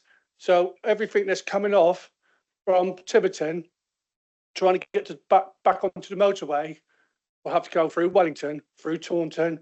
There'll be no, and the A38 will be grid. Get some traffic wardens out on the A38 because you'll be able to issue a lot of tickets because it's just going to become one of the biggest car parks in the southwest. My second question, I don't know if it's for Bill, but it could be for somebody. Could we have a look at Wellington Cemetery, please? In 2019, under the old Somerset Western Taunton Council, Federica Smith dealt with it back then when there was a change of guard. It seems that with the cuts, now Wellington Cemetery or Rockwell Green Cemetery is not having the same level of high service as it once did. It just seems to be forgotten. So yeah, whoever wants to answer those questions, that'd be great. Thank you, Chair. Bill. Thank you very much for your questions, Councillor Barr. First of all, on the Junction 26 issue, the window is supplied by the Highways Agency that runs our motorway network because it has to work with their schedule of other works on the motorway network route. So we had no control or visibility on that. That road was in poor condition when I used to work in Wellington, which was, good grief, 24 years ago. And I've recently been there on other business and noticed how bad it has become. So that work does need doing. If we'd had the choice, if we'd done it in school term time, it would have been a problem. School holiday would have been a problem. Christmas would have been a problem. Any time would have been a problem. And we know that how important the motorway network is. I know Councillor Wilkins has been working with the police and the Highways Agency and Highways to try and identify ways in which we can prevent the M5 from causing so many issues on our road network. And I know Councillor Bradford and myself have raised it in North Petherton. I know other members around other motorway junctions will have raised similar problems as well. We do recognise it's a problem, but ultimately that road does need fixing, and there is no other way when you start looking at the technical solutions. In terms of the consultation and engagement that we hold is also around addressing unforeseen issues that impact local residents and local business owners that we may not have picked up as part of the process. So it does lead to us improving things as best as we can. So it is important that we listen to our residents. It doesn't mean that we can alter the timing of what happens on a national motorway network, unfortunately, but we can make improvements that will recognise it. And lastly, Wellington isn't going to be cut off. There are other roads into Wellington, I'm reliably informed, but I'm sure you would welcome the campaign from the MP for Taunton and Wellington, Gideon Amos, for a station there, and that will improve things considerably once we manage to succeed with that. Richard, do you want to carry on with anything? Yes, it's quite clear it's going to be very difficult. You can't close a motorway junction like Wellington without it causing some disruption, to say the least. However, Councillor Evans was quite right when he said about the slot which was made available to Somerset Council and by National Highways, who control the M5 and the work that they have to do on the M5. And he's also quite right that 10, 15 years ago was the right time to do this, in my opinion. However, if we don't get on with it now, we have to get on and do this now. There's no choice about this. your suggestion about going past October cannot take place because of the depot. The National Highways depot where they keep their gritters is at that junction, and it has to be finished by the beginning of October. So we cannot go past that date. Yes, it's going to be extremely difficult, and yes, we've been holding drop-in sessions to listen to various members of the public and councillors, and it's been very useful, and we have liaison officer in place to help with the understanding of the local problems. But just to say that if there is an accident, it's no different to when there's an accident nowadays. It all goes on to the A38, and it's not easy, as we well know, and as Councillor Evans knows in his part of the area, you know, his part of the M5. It's also not easy down there, but let's just get this done because it needs to be done, and everybody in Wellington knows that it needs to be done. Thank you. Quick question, Chair. Wellington Cemeteries. I don't have any visibility on Wellington cemeteries. I think If Councillor Federica might Smith-Roberts have. can pick that up, please. Yes, Marcus, if you are happy to email me just the exact concerns, because I do appreciate that you've spoken about them before back in SWT times. I'll pick it up with our open spaces manager as well, just to find out, and I'm more than happy to come and visit if you want me to come round. Okay, moving on. Just to remind everybody, this is a debate on questions for Bill on his report rather than the junction. So, Diogo. Thanks, Chair. Looking through the report, obviously lots changed in the last year. And so the first thing I want to do is pay tribute to the staff of Somerset Council.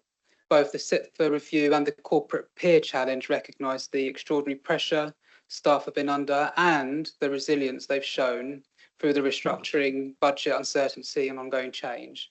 So I hope that as Somerset Council works through the next step of transformation, that we're able to rebuild that staff morale and that they all come through it much stronger.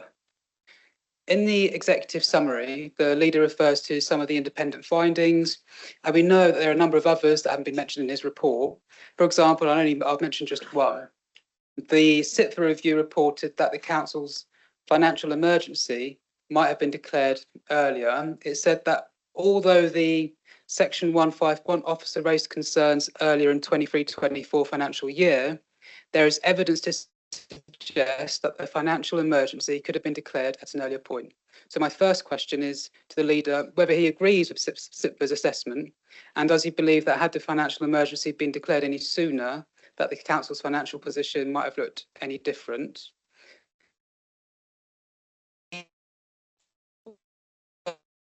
The difficult decisions taken over the past year because of the financial emergency. One of those was the reduction in council tax support, which was set to affect around 5,000 disabled households each.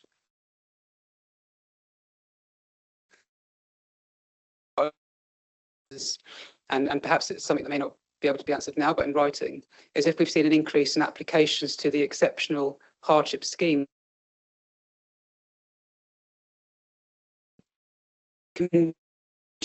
I welcome the council's approach to listening. That's a positive thing, but I also think that data can be interpreted in different ways.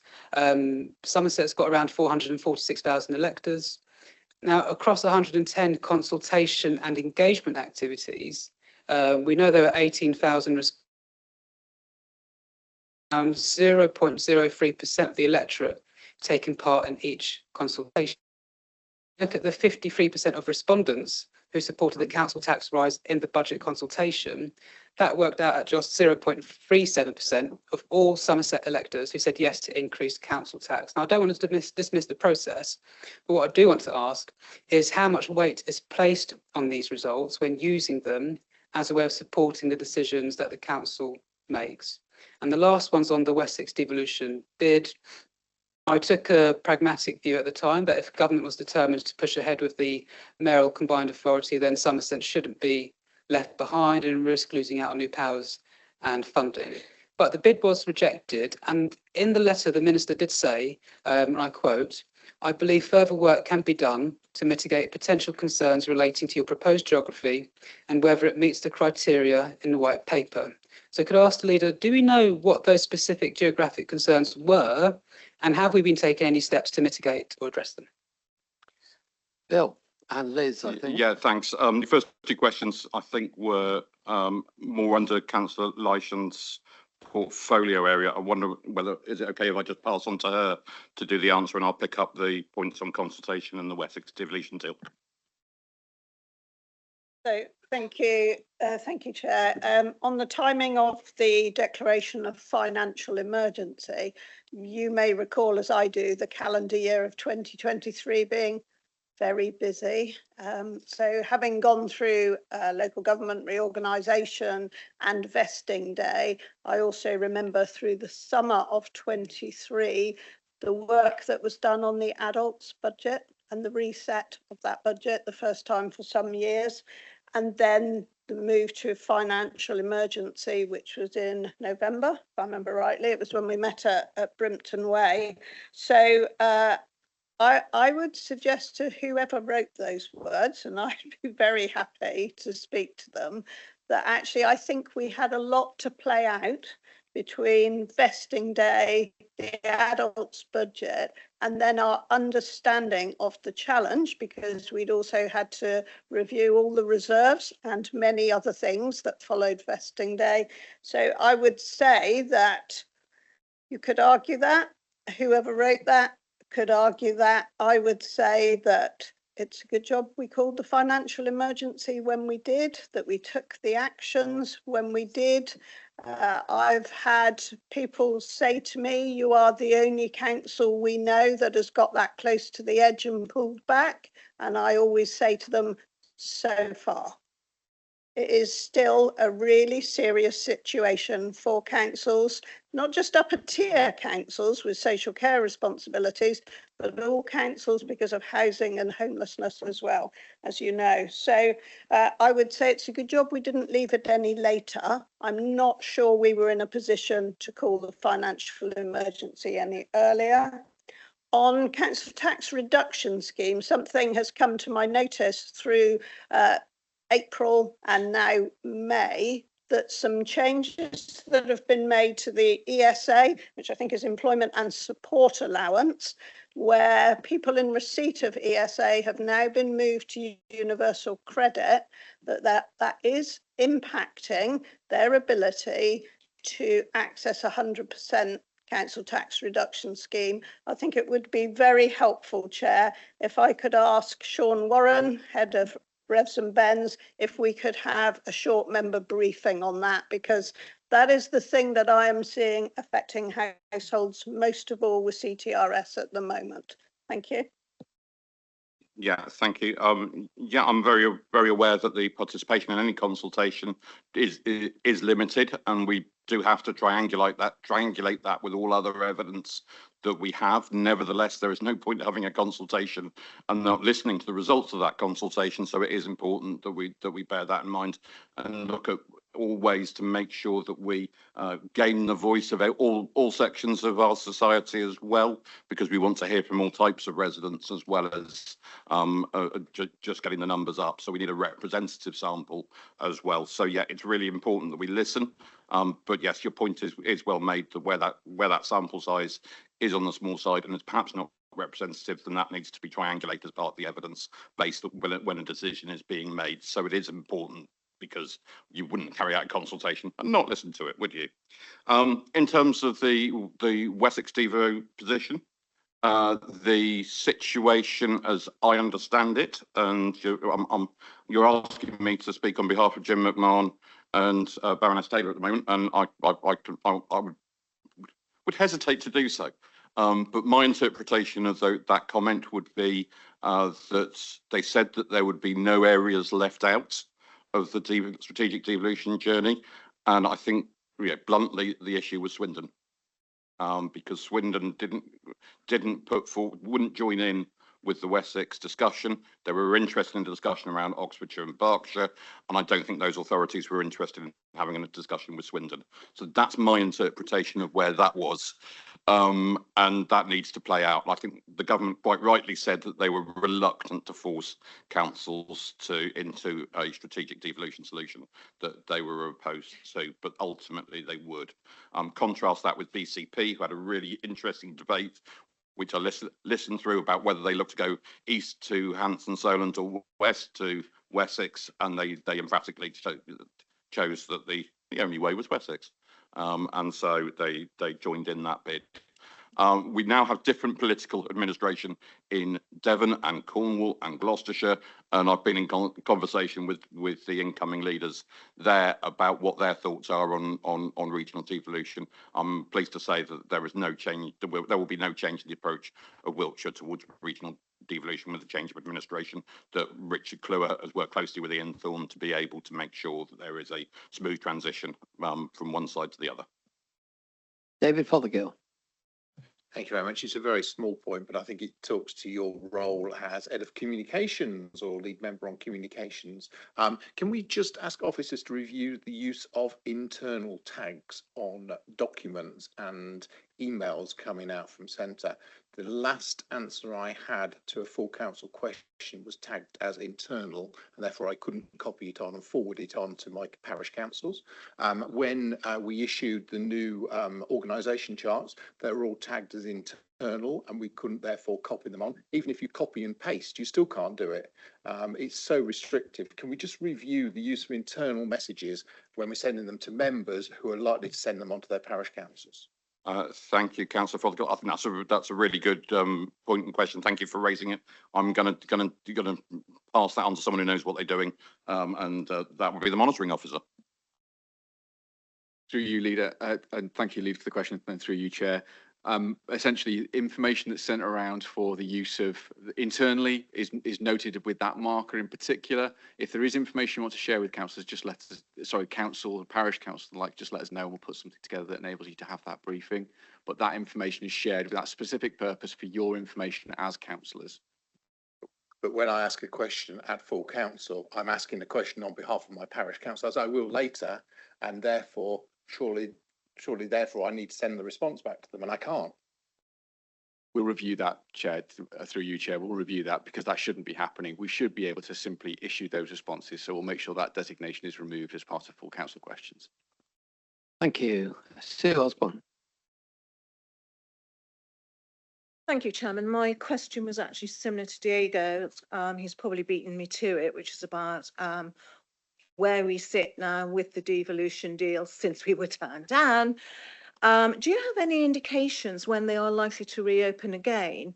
And what is our route into representation if it's not through the Council of Regions? Thank you very much for your question, Councillor Osborne, and through you, Chair. We have, I think, in the diary, a visit from Baroness Taylor to visit the Wessex leaders. I think scheduled this next month. Sorry. It's been chopped and changed in the diary a little bit. For some reason, it's being held at Porton Down, which also has another use, which I'm not quite sure why. However, I'm sure there's no hidden agenda there. Absolutely. Sorry, I've lost my train of thought there.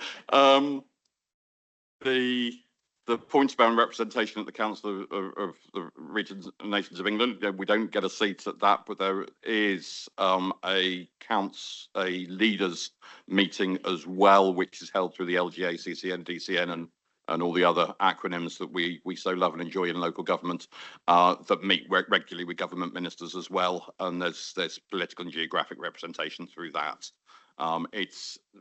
It feels like a two-tier system. I'm keen to, once we have all our council leaders in the southwest in place, to work with the West of England Combined Authority Mayor, who does have a seat there, to help us to make sure that the whole voice of the whole southwest is heard at that table. But that's a piece of work that is ongoing. Ross Henley. Thank you. I'd like to address, if I may, I hope you indulge me just for a moment, on an issue which was raised earlier in this item, which involves an Hopefully issue. it's not the road. Well, it's all within my division. I'd like to add some little bit of colour and clarity to this issue, if I may do, and correct a couple of misinterpretations. I will try and be as brief as possible. This project is long overdue and long awaited. I have lost count of the times over the years people have said that this work needs to be done. It is a disgrace that we've had to put up in the Wellington area, West Buckland area, for a concrete road for that time. £5.7 million worth of government funding was obtained to complete this project. For whatever reason, it has been delayed up to now. This is our last chance and a window to spend this money. If we do not spend this window quickly, we'll lose that money, and the opportunity to repair this overdue 50-year-old plus road, which is really appallingly surfaced, will be lost. It has to be done now for the issues which have been well rehearsed in terms of access to the depot, the Gritter lorry depots at the top end by the Cheltenham roundabout. I attended both of the consultation meetings in West Buckland, which were packed. Lots of local issues were raised and lots of really interesting questions about the World's End Crossroads, access to the other roads, access to the Foxmore nurseries. Yes, the timing of the works. Could the works be done on one carriageway and then another? And it was really well natured and lots of interesting questions were asked, but there was an understanding from members of the public, certainly the West Buckland one, that the work had to be done. Now I really do disappointed that another member has chosen to raise this at full council.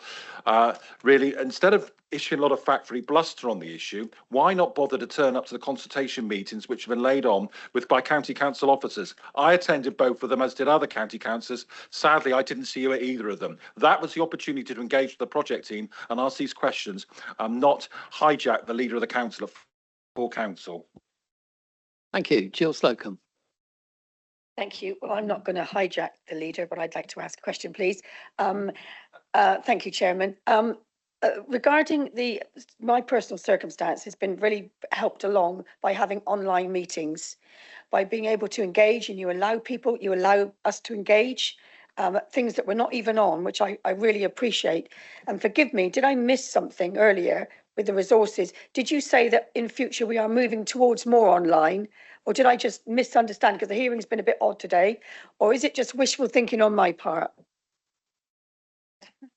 I would hesitate, through you, Chair, to comment on your wishes at all.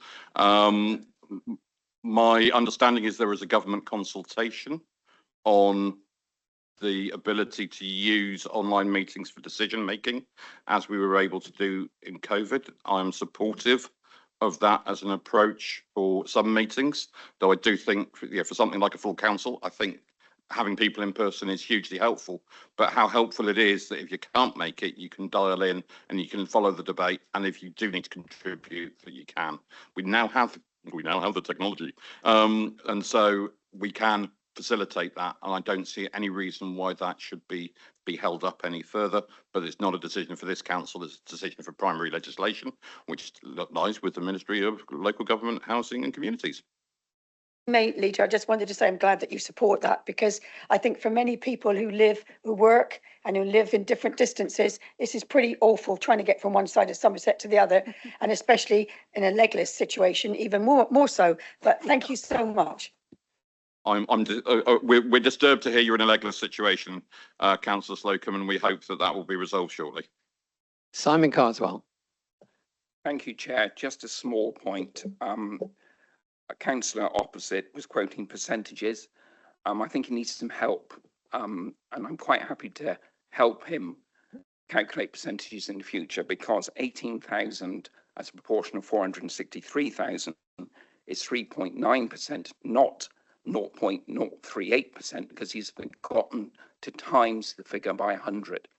Thank you. Thank you. Yes, Bill, do you want to? Yeah, I was a history teacher, not a maths teacher, so I didn't pick up on the correction that was needed. And thank you. The odds of a bookie correcting us were quite high. Lee Redman. Thank you, Chair. Just picking up one of our colleagues' comments just a few moments ago about online meetings. That's of course subject to a good connection. We're lucky in this area we have a good connectivity. Those of you that would have attended the briefing recently would have realised that that's not, the people around Somerset are not lucky enough to have as good a connection rate. So, but Chair, just a question really.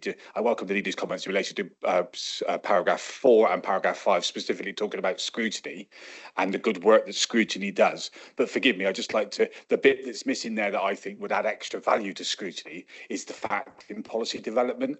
Some of the best scrutiny that can be done is done as the process goes along. Scrutiny committees can add to policies and also deal with some of the bigger issues that council will maybe encounter if they take some contentious policies through. Not that all policies are contentious, but including scrutiny at the earliest opportunity, that's in policy development, is also a good thing.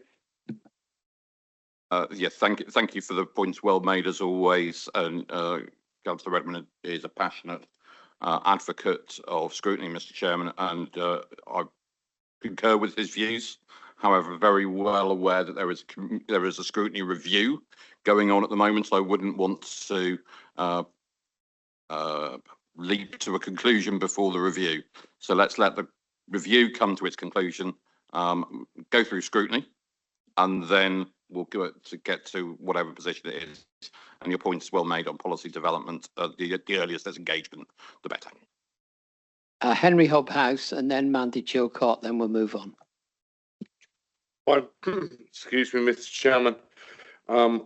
Some time ago, I wanted to just point out that the Climate and Place Scrutiny Committee have asked the Highway Agency and the police to attend, reference the closure of the M5 at their next meeting. Thank you, Mr. Chairman. Thank you, Mandy. Thank you very much. It's a question for yourself, Chair, really. I've sat in the chamber today and I'm reminded to myself of the Debate Not Hate campaign.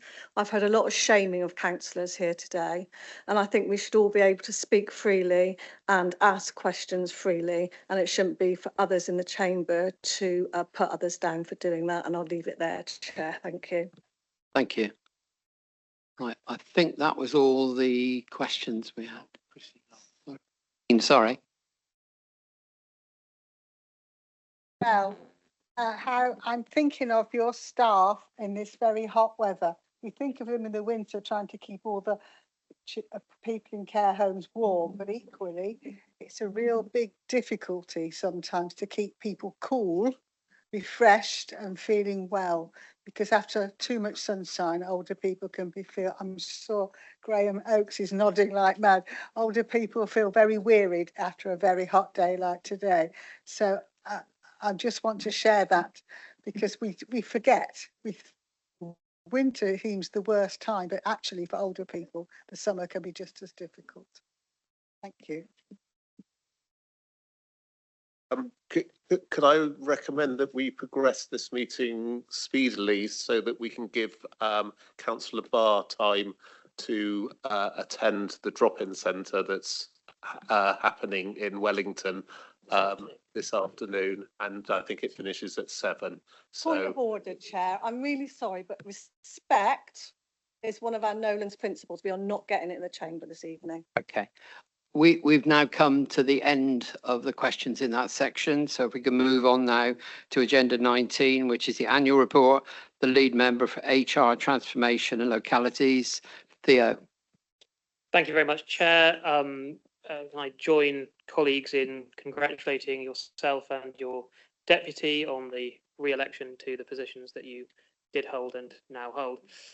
I'm pleased to introduce the report for the last year as a lead member for transformation, human resources and localities. It reflects a year of enormous work and progress to change Somerset Council and to reshape it to better serve our communities, to innovate and to collaborate. Over the past year, we've laid foundations for a more agile, efficient and people-focused organisation, from launching our new target operating model and embracing cutting-edge technologies like AI and automation to delivering a major workforce transformation programme. At that point, I must pay tribute to our dedicated and hard-working staff, and of course to pay tribute to those of our staff who have left over the past year, whether that was voluntarily or otherwise.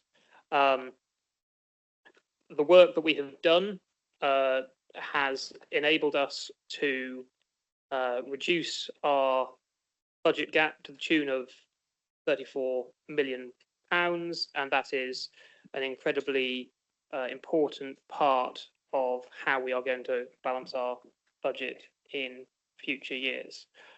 We've also made great strides in strengthening our partnerships with local communities, the VCFSE, and our local community networks continue to develop. I must pay tribute to the work of my associate lead member, Val Keach, in that respect. I must also pay tribute to the officers with whom I've worked very closely, to Alan Jones, Sarah Skirton, Sarah Cretney, Andy Cannell, and Dawn Betteridge, who has left the employment of the council and will shortly be returning to the employment of the council. I would also like to thank my previous shadow, Faye Purbreck, as she steps back from that role, for all the work that she has done in that and previous roles, and welcome Councillor Osborne to the role shadowing me. I know she will do that job with the tenacity for which she has become well known in these parts. I would also like to thank the previous chair of the Relevant Scrutiny Committee, Bob Filmer, and welcome Stephen Pugsley, who has not long taken on that role. I'll happily answer any questions on my report as long as they do not pertain to mental arithmetic or the closure of motorway junctions. Thank you. Any questions for Thea? Yes, Faye. Thank you. I'd just like to welcome this report and to echo Theo's comments about the officer team. I've been lucky enough to work with many of them for the last 7 years, and the toughest bit about stepping back will be to not be involved with the work they do. They work extremely hard in some very difficult circumstances. So I'd just like to put on record my thanks to them, both before I was the shadow and as the shadow.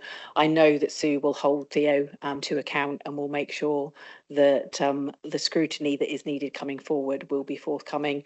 I'd just like to say, I think there's been a lot of work covered this year. It might not be that everything that has happened would be the way that I would do it if it was myself, but I think what we can say is we're now in a position to build and move forward, and I look forward to seeing what that transformation paper and the next plan that will be coming out over the course of the summer will mean for this council. There is a lot of work to do. We've lost a lot of really good people, but we've got some amazing people within the organisation, and I think that there's an opportunity to really show what we can do for Somerset, and I certainly will keep asking questions to make sure that we do that. Thank you. Thank you, Sue. Thank you, Chairman. And also I realise that I've been rather remiss in not congratulating yourself and Councillor Baker on your re-election as Chair and Vice Chair, respectively. And I'm sure we're all going to benefit from your fair and wise chairing going forward. I'm new as of officially 2 hours ago, I think it was. And I'm really grateful to Faye for arranging with Alan, the lead officer on this, for a very useful handover brief. It's certainly going to be an extremely challenging brief, and also one of the most fundamentally important in terms of the sustainable future of this council. I'd like to thank Faye for the 8 years she's done involved in transformation. She's developed an enormous wealth of knowledge there, and I'm sure I will be probably knocking on your door as to what the hell do I do with this. You've also referred as well to the amount of work that's been done. Well, from the brief I've had, in terms of workload, you ain't seen nothing yet. Having said that, and thank you as well, Theo, for your very kind and warm welcome. It is very much appreciated, and I will play my part as constructively and effectively and as conscientiously as I can. I do have a couple of questions, though. One of them is on the local community networks. I'm aware that there is an audit being done on them in terms of reviewing where we sit them with now, because I think we're all aware there's very mixed reviews on LCNs.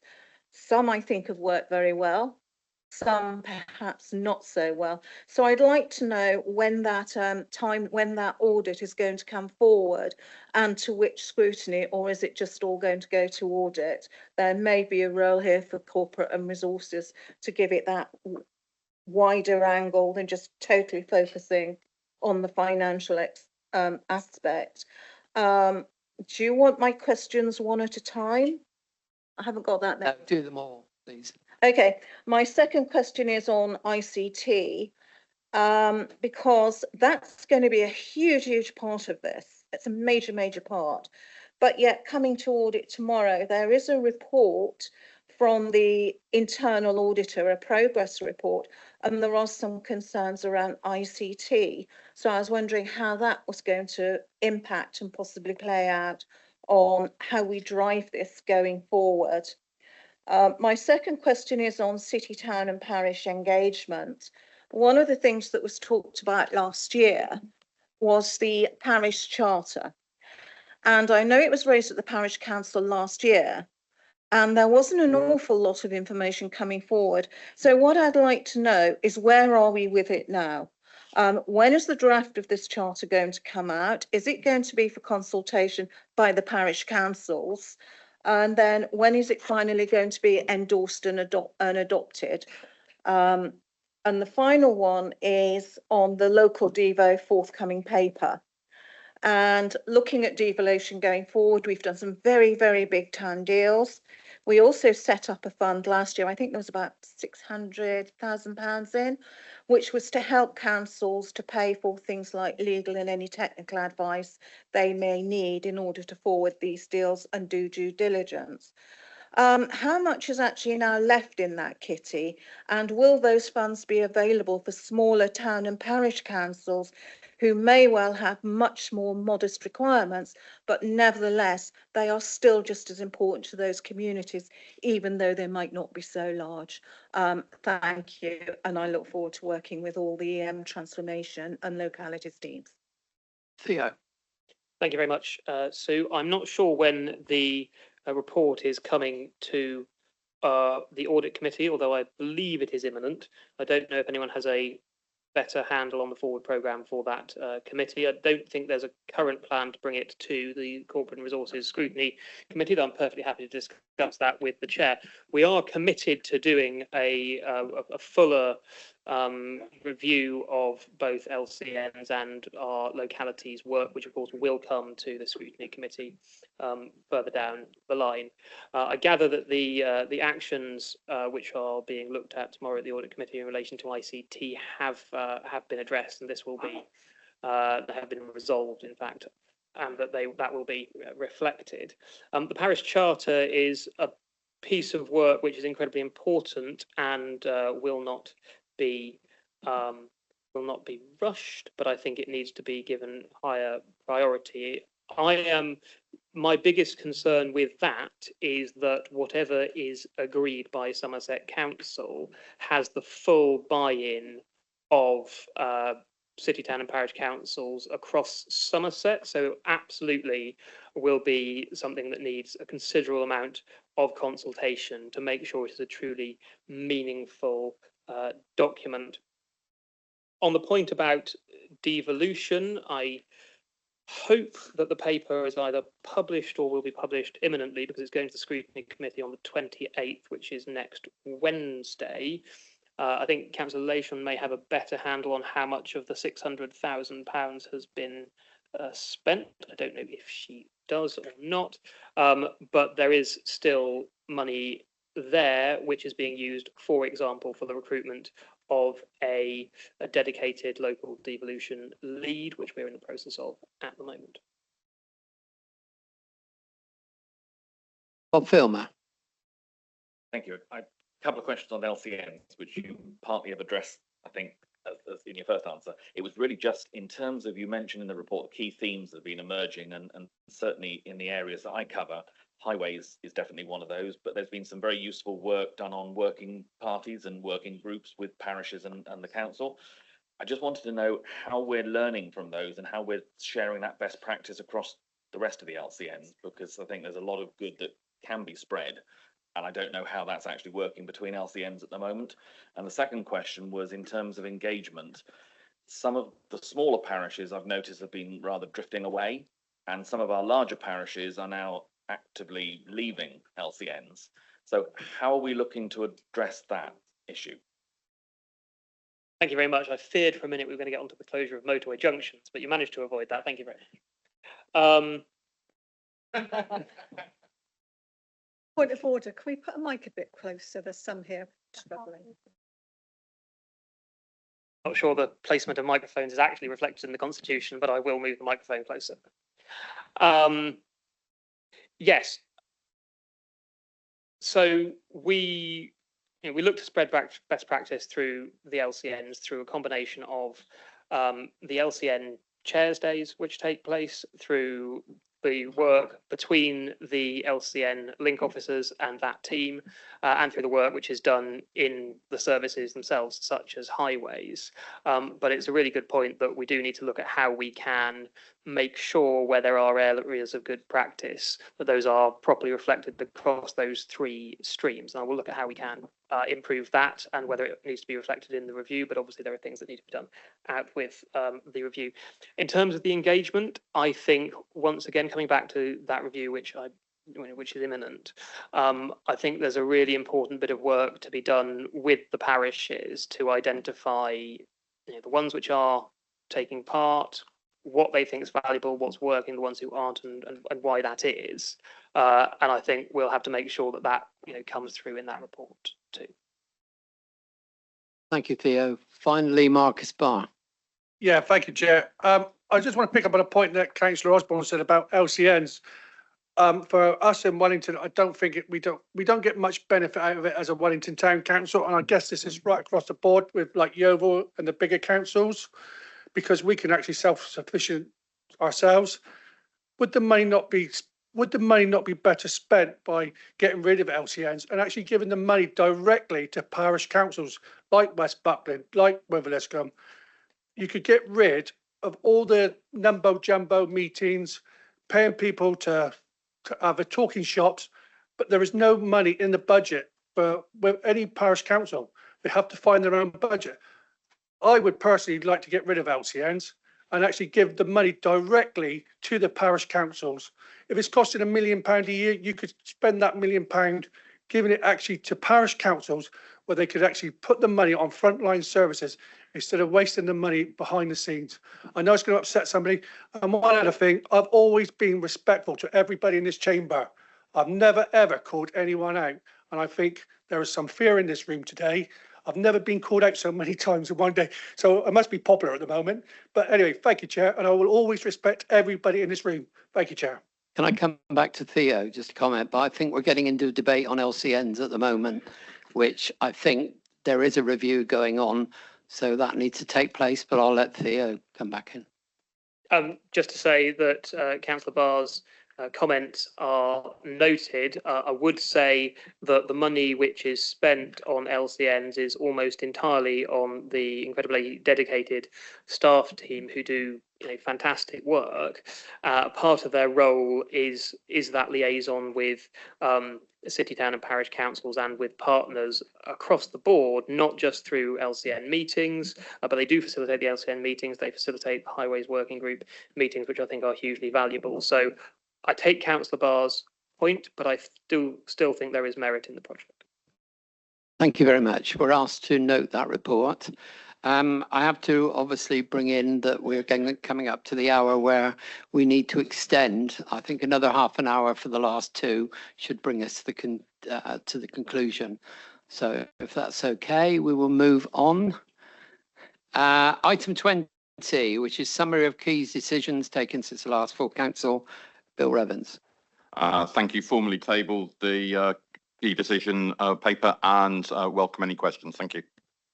Any questions? Good. Okay, moving on to item 21. This is questions to councillors on the executive. Hopefully the group leaders would have passed on to members that other than our representation from Councillor Wilkins every time, now all the exec are joining in for an hour before full council. so that you can ask questions, so we don't have the pothole thing and others. So that's available. Also, with agreement of the leader, questions to the executive is being added to each executive meeting, so you can ask questions to the executive there. Saying that, we have some written questions. The first one comes from Councillor David Fothergill, but I do note that I noticed the respondent is not here, so hopefully the leader can take it. David. Thank you very much indeed, Chair. Yeah, disappointing that Councillor Rigby is not here to respond to these really two important questions. I'll take them separately if I may. It's also disappointing that they're really difficult to find for members of the public.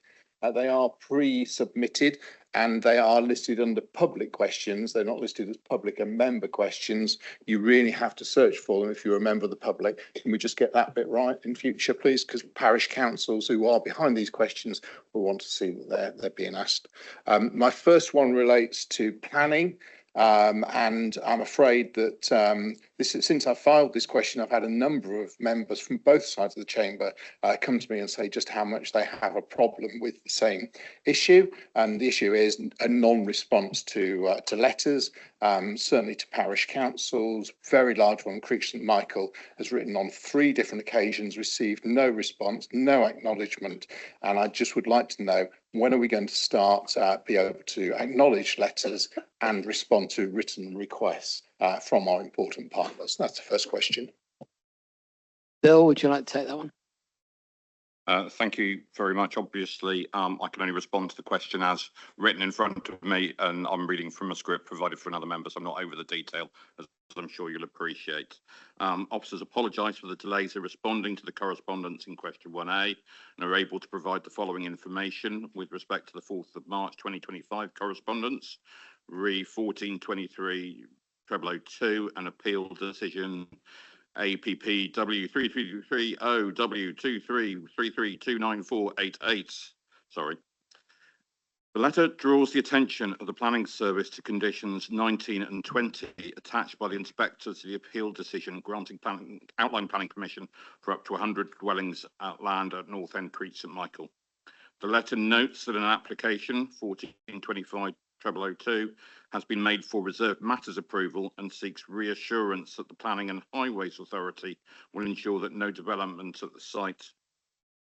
Excuse me, sorry, I'm just I've got constituents trying to call me about an issue which I'm very aware of. So I've lost my place now. Development at the site will commence until a scheme detailing a footpath and cycleway, being the application site in the existing residential area to the southwest of the site, has been submitted to and approved in writing to the council. Officers can confirm that the conditions will require compliance and the parish council will be consulted on the link scheme when submitted. An update on the progress with this link will also form part of the consideration of the current Reserved Matters application. The Parish Council were consulted on the Reserved Matters application and their comments dated 28th of February 2025, which are no objection subject to comments, will be taken into account in the determination of this application. David. Sorry, the question actually was, can I ask when the planning department will start to show basic courtesy to our important community partners by acknowledging and responding to written requests? That's the question. The questions I have submitted, 1A and 1B, do not reflect the wording that you've just given. I can undertake to give a written answer at another point. I've literally just read it off the model. So, right, let's move on to question 2. So question 2 is really worrying. I'll read this out. A High Court injunction was granted to Taunton Deane Borough Council in October 2010, effectively barring the stationing of caravans, mobile homes or other residential structures on a 6-acre site in Oxon Lane, North Curry, indefinitely. At that time, assurances were given to residents of North Curry Parish Council that the injunction would be indefinite and no reoccupation of the site would be possible. On the 26th of October last year, a new incursion for occupation occurred on the site. Somerset Council were immediately notified. further incursion onto the site and occupation occurred on the 25th of January, the 4th of March, the 9th of April, the 23rd of April, the 25th of April, and the 9th of May. Currently, there are 35 people living on the site with an injunction on it, with 1 static caravan, 5 portable toilets, 4 sheds, fencing around 5 compounds, electricity installed and available, outdoor lighting, biffa bins, security cameras, and nearly 100 vehicle movements per day. The existence of the indefinite High Court injunction, which is held by Somerset Council, means that this site is different to many other previous cases of intentional unauthorised development and carries a weight of national importance in defining how council, particularly this council, responds to such audacious breaches of High Court verdicts. After 7 months of waiting for Somerset Council to enforce the High Court judgment, will the lead member please confirm when the referral to the High Court will take place? Will he also consider an application to request transferring ownership of the site to Somerset Council in lieu of damages and cost of clean-up? Yeah, through you, Chair. And first of all, Councillor Fothergill, I apologise. I've just gone back and reread your question, and I do accept that the wording was there, and my script has not responded to that question. So I apologise that it doesn't respond. Okay. So, sorry, I think I've lost the place.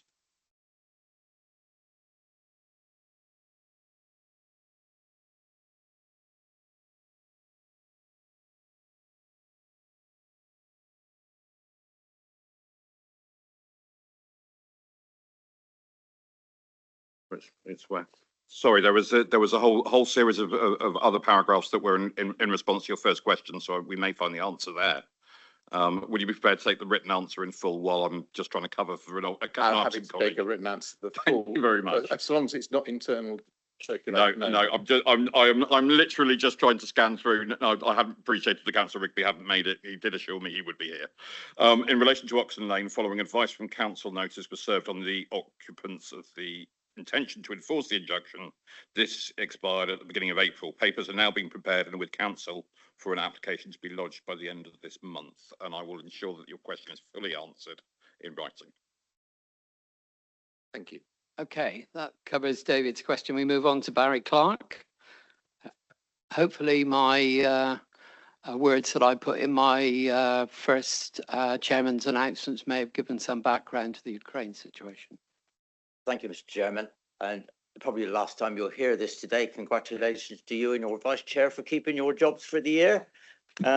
Look forward to working with you. The question is, given the emergency financial situation Somerset Council is in, and I said, can the executive member, but I guess this is for Councillor Revens, as you were party to it, explain how entering into the international cooperation agreement with the Vinnytsia region of Ukraine will deliver tangible benefits for Somerset residents, including those for the working age adults who this council has made on average £400 a year worse off by reducing their council tax support. How will this agreement help improve the delivery of basic local services such as cutting grass, cleaning signs, emptying gullies and repairing potholes, services that my residents often struggle to get Somerset Council to carry out at all? Thank you, Chairman. Thank you very much for your question, Councillor Clark, and you will have heard the comments from the Chair at the start of this meeting as to how this arose from a unanimous full council resolution and from a letter from the Prime Minister in response to that, suggesting this arrangement between councils and regions of Ukraine. So we take it on the spirit that it was originally intended as a cross-party initiative. You are right to highlight the financial emergency Somerset Council is facing, and we've had to make some very difficult decisions, including changes to council tax support and reductions in service provision. These are not decisions that we take lightly. We fully recognise the impact on our residents. In this context, our cooperation with the Vinnytsia region of Ukraine is a strategic, non-binding partnership. It focuses on voluntary collaboration in areas like economic development, education and sustainability. While it won't directly improve core services like pothole repairs or grass cutting, it aligns with our council plan. It's being developed in a cost-effective way And its whole purpose is about securing long-term benefits for both areas. Meetings are held online. Any future actions will be subject to further approval to ensure absolutely minimal cost. We are looking to work with other bodies in Somerset that we share this approach to collaborating rather than the council alone undertaking it. The agreement offers long-term benefits, including cultural exchange to support Ukrainian refugees to feel welcome in Somerset and raise awareness of their heritage. It also opens the door to potential inward investment and knowledge sharing that could benefit local businesses and communities directly and indirectly over time. We are committed to ensuring that this international engagement delivers without compromising our core responsibilities to residents, and we will continue to balance these opportunities with the immediate needs of our communities. I do note that similar agreements were agreed with Kent, Norfolk, Derbyshire and Cornwall councils, all under, then at that point, under Conservative control. I understand that Kent, Norfolk and Derbyshire may be reviewing that now they have changed administration. Thank you. Just want to come back. It's just a quick one. If I may, please, very quickly. So are you happy if I report back to all my parish councils, Councillor Evans, this will be at no cost to them? I think the word I used was minimal. I suspect it will be in terms of staff time, so you could account it as a cost, but there won't be any direct additional cost beyond that. So that would be my response to that question. And we hope that the benefits will far outweigh that minimal amount of staff time. Thank you. Sue Osborne for the final written question. Thank you, Chairman. Apologies, I did request an extension. I was told that was okay, but I wasn't sure I would get it, so I left the question to sit. So I've now got a slightly different script, and I'm well aware that audit is tomorrow. So I'm happy to, and as I'm substituting an audit tomorrow, I'm happy to accept answers there. But I think it would be helpful to have answers on the public record for full council as well. I now note that the internal auditor's report on the red brick building Life Factory has now been published, albeit in the format of being incorporated into Agenda Item 10, Internal Audit Progress Report 2024 to 25, Audit Committee, May 25. Where do the findings of this report leave those businesses who are still owed money for work done, one of whom made very moving representation at the last full council meeting? Can the council assure all affected suppliers and contractors that they will be paid for the work that they did in all good faith on this project? How many suppliers are owed money for work done on this project? And what is the total value of the work done by contractors and suppliers that has yet to be paid for? Has the match funding for all the remaining projects been evidenced and secured and available for use by March 2026, which is less than 12 months away, by the way? What is the risk and likelihood to this council of having to repay funds to MHCLG, sorry if I've got the initials wrong, due to non-compliance with the legally binding agreement between the parties and or failing to complete the projects by the March 2026 deadline? When is the audit report going to be published in full, so that the audit committee can fully scrutinise the contents and the findings in the report in full and hence make its own recommendations to council? It is currently sliced and diced into Agenda Item 10, so it's not that easy to find.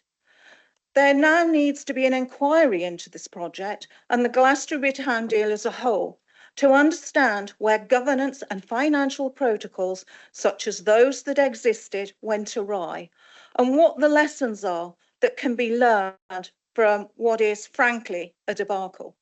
Will the council now submit to such an inquiry and ensure that it has now commissioned as a priority, with a target date of when to report back its findings to this council and the audit committee? And by the way, if you ask Nicola Hicks really nicely, she will send you the 2 audit reports on that.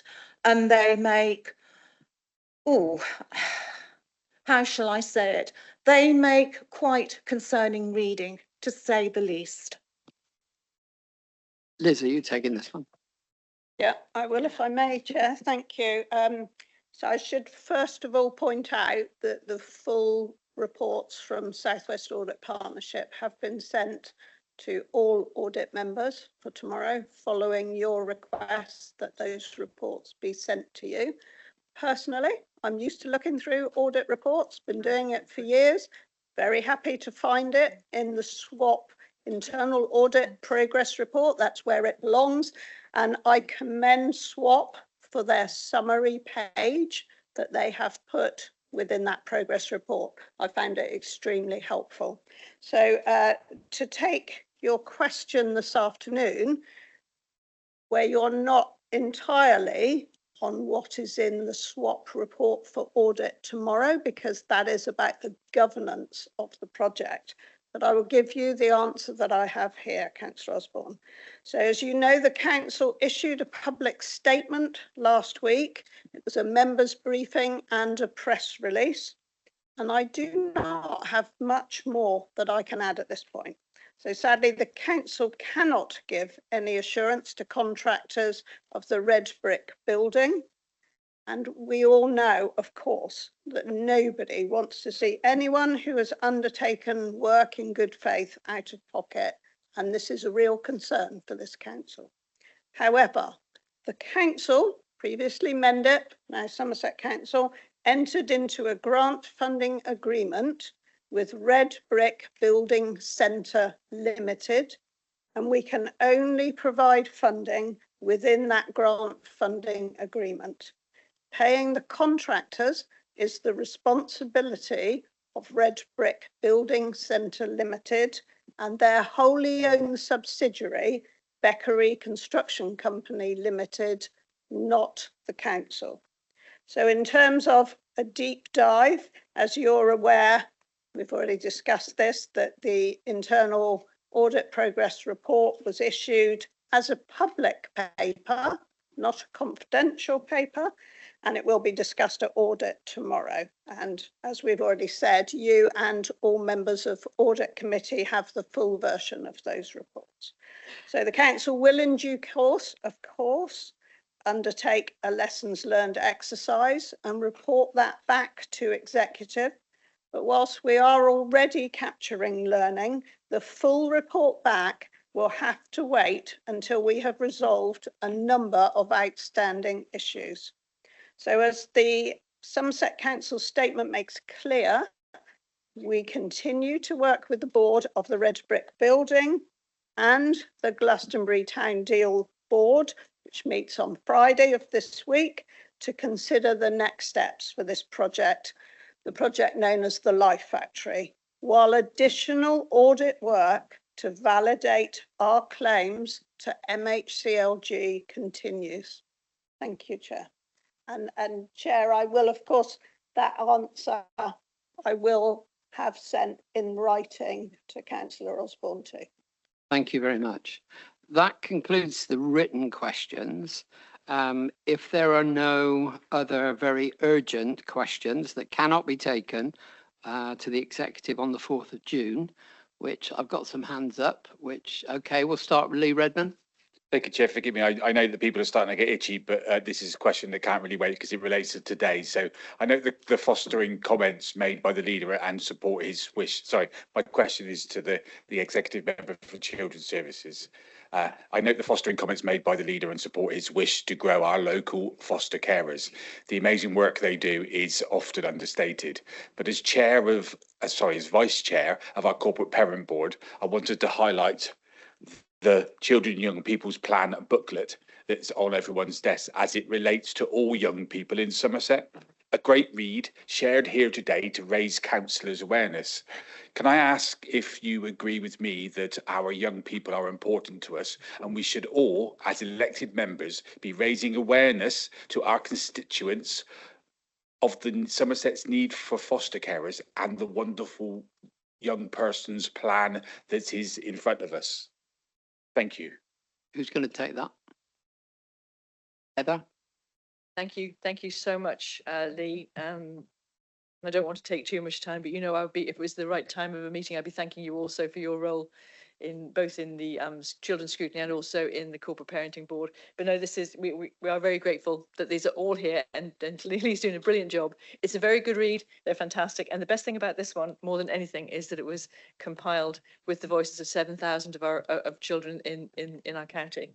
And yes, please do also look, because the other thing we need you to do is to look at all of the action plan that falls from this one, and to make sure that you hold me and our team to account that we deliver on these things that children have asked for. So thank you so much. And I'll underscore again and again, I'm not quite as good at it as Bill is, but absolutely that the fosterers that we have in this county are marvellous. And I would love to add to that army of foster carers. So yes, please take those things out. Don't go without your bags. I'm in strict instructions. Don't go without your bags. And if you want more of the contents to take out to your parish and town councils, let us know. Thank you. Thank you. In the 7 minutes we got left, I'd like to take Will Wren and Susanna Hart.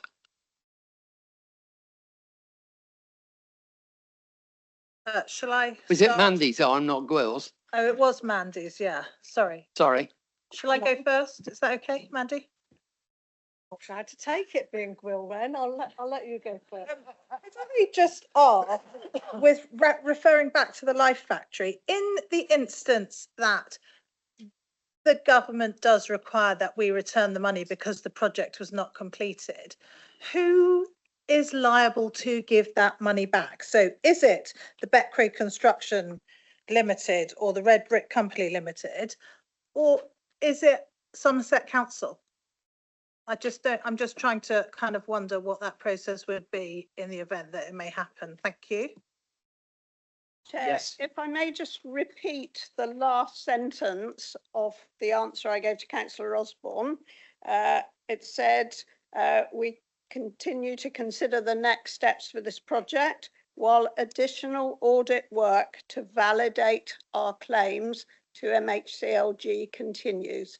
That's the work we're doing. That's the work that SWAP is helping us with. And until we have done that work, we are not able to do any form of options appraisal in full, because we have to do that work first. And that's why that sentence was in my answer to Councillor Osborne. So irregardless of that, can I just ask what the process would be? So who is liable to pay the money back? Is it whomsoever the money last landed with, or is it us as the accountable body? I'm just trying to find out what would happen if that 2.89 million needed to go back. We have to validate our claims to MHCLG first. That is our next step in the process. Okay, can we move on? You've had two bites at the cherry. I'm just trying to find Can out I what the move on to process is. Mandy, because we're running out of time and you've already had two Be questions. super quick, Chair. Sorry? I'll be super quick. I look forward to hearing more about the issue we've been discussing. I'm hoping to listen into audit tomorrow, so could you forward me what you sent to the audit committee? In fact, all members. You said you were going to do the full report. You'd sent it to audit committee. I think all members or more members would be interested. I know I'm one, and I know there are others. Chair, I think that question is for Scott Wooldridge. He was good enough to forward those reports. If it is felt that it is preferable to send to all members, then I see no reason why not, certainly with all members of the audit committee, but I do accept that, of course, membership of the audit committee changed earlier this afternoon to some degree. So if we can send to all members, then we can be sure we've not left anyone out. Thank you. Okay, that concludes the business we have today. Thank you all for attending, and we'll see you again in a couple of months.